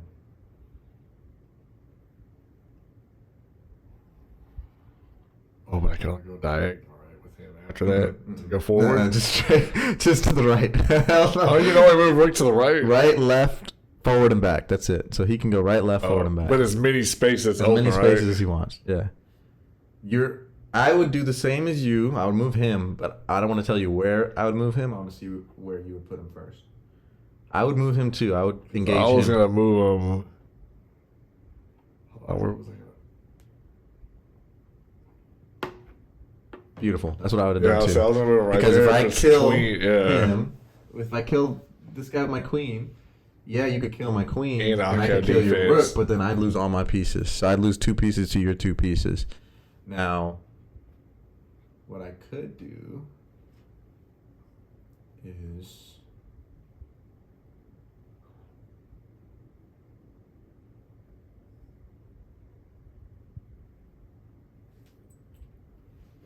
I'm gonna go here. Check.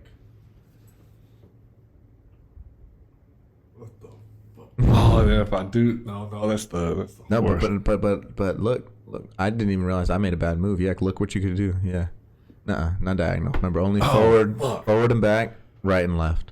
But where can it go right now to protect your king? You can go up, but And where's the danger in it? There's no danger in putting it there. So, to me, that's a good move. If you move your rook up 1 because it threatens my queen, protects your king, and like either I have to move my queen or sacrifice my queen at that point. You see what I'm saying? So like, I can't do anything. If I try to threaten your king back on the back spot, your rook will just kill me. Can't leave my queen there. But what I can do is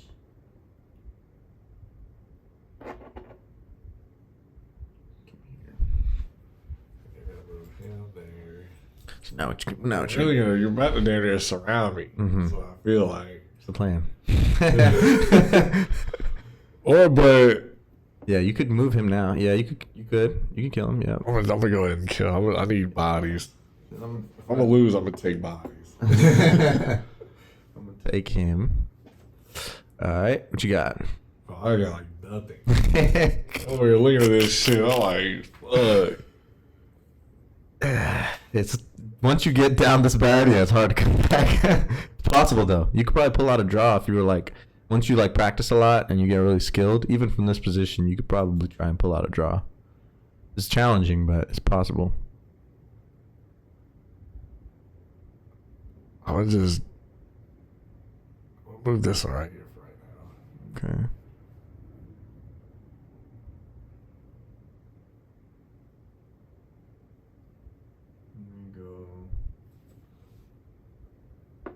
Here. Bring the other bro out. Avenge his brother.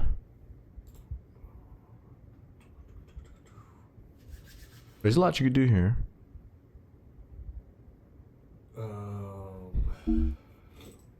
You could threaten him. You could.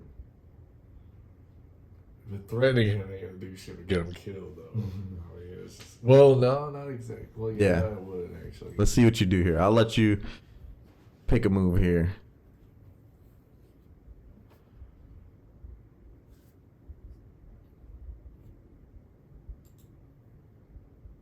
Interesting. It's good too, because King. But I know. Yeah, the king's right there. Yeah, but if I make another move, you'll kill him. Oh shit.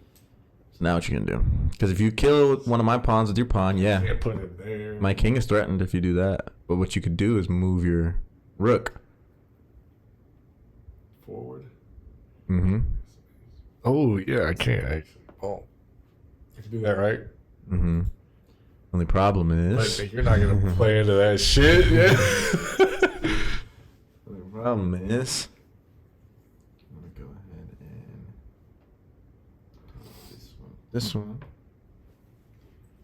Can I move rook back? Yeah. All right. Move back. But it's not under threat right now. Like no one's threatening your rook directly right now. But yeah, you can move That forward. guy right there can't be threatening my rook. Remember, the pawns can only kill diagonal, so they can move yeah, forward okay. until someone's diagonal, then they can kill it.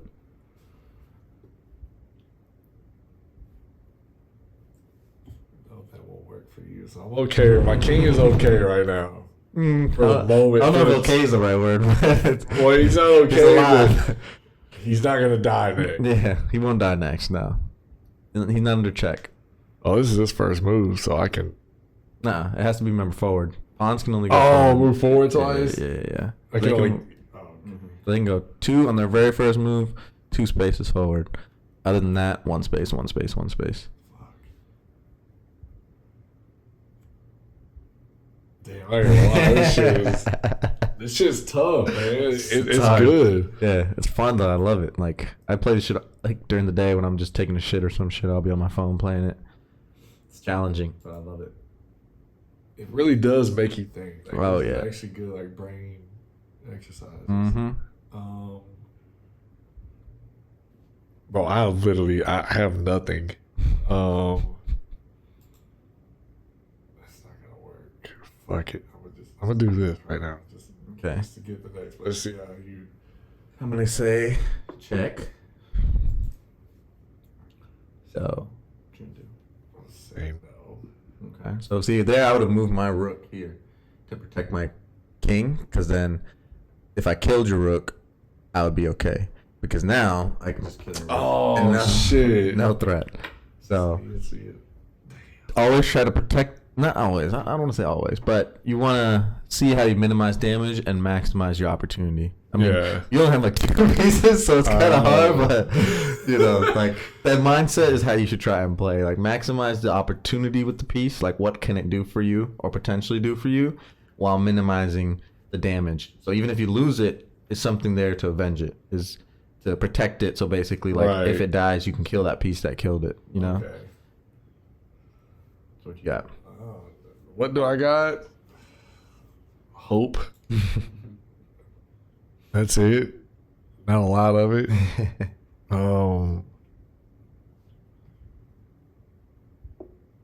Can't do that one. Oh, I can't. Only on a kill. Only on a Otherwise, kill. it goes fast to go Okay. forward. So let's go ahead. Play Let's this. close this out. Check. I'm gonna go check. It's gonna be over in one more move. I can't.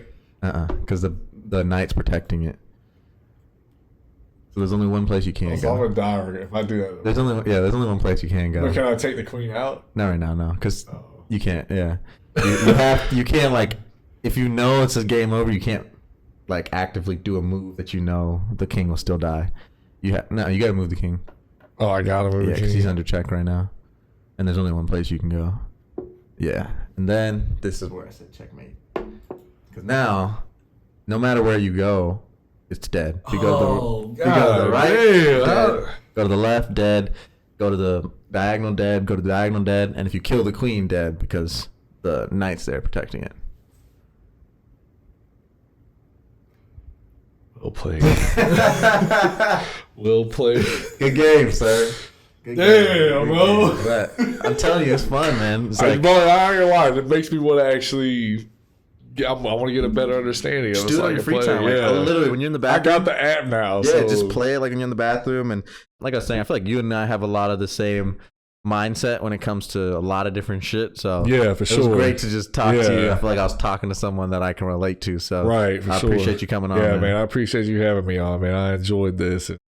Got smoked in chess, but Okay. you got me on to something new. Hey, at So- least you know I can beat you in chess and you can whip my ass in boxing. So we Hey. know. We know where we Thanks. stand. we know where we stand. I'm about to get good at chess though, so it's pretty Damn, good. I gotta have something, I'm dog. gonna try to I get good gotta at have this chess something, shit. bro. That means I gotta get in the gym and like get good at boxing and shit. Like, fuck, I can't let you have me on both. Like, I'm gonna try to get on this chess for real though, because I think it'll help me just with the mental aspect, just like really thinking and strategizing this shit. So it's the game of life. yeah, This shit is the game of life. It's a replication of life, because think about it. The queen, your queen in your life, she can go wherever the fuck she wants. All the spaces. She's the And most wreak powerful havoc. piece. Wherever she wants to go, she can go. She can go on the yacht. She can go to the club. You know, she gets the free drinks. She can go wherever. The king, he's got to work his way. one step at a time. He's gonna get there. Yeah. But he can only go one He step gotta take at a his time. time. He gotta work to get to that spot. The yacht's on that corner. He's gotta. All right. You know, Hey, 5 that's a years. good analogy right there. Get 6 that years down the yacht. line. You know, 7 years down the line. 8, almost there. Shit, the yacht's in sight. 9. Oh, setback. I got back a little. No, the game of life. Is in the Bro. way. Yeah, no, little fucker, get out of there with your damn speedboat. But Yeah, man, I enjoy being on here. Enjoy the talk, and looking forward to seeing the complete episode. My friend. hell yeah, man! So, It will come out soon. Thank you for So watching it. stay tuned, and I think you know, I'd love to have you on again in the future sometime too. Oh yeah, so. man! I'm always free to come on and just talk some shit, man. Yeah, So hell yeah. I And enjoy, as you I get enjoy farther talking along- about everything. Yeah, so As you get farther along, there'll be more stories to share and more motherfuckers to talk shit about too. oh you yeah, know, definitely. Joe Joyce, I'm coming for your head now. Hell man. yeah. All right, Yeah, you can close man. it. You can shut it down.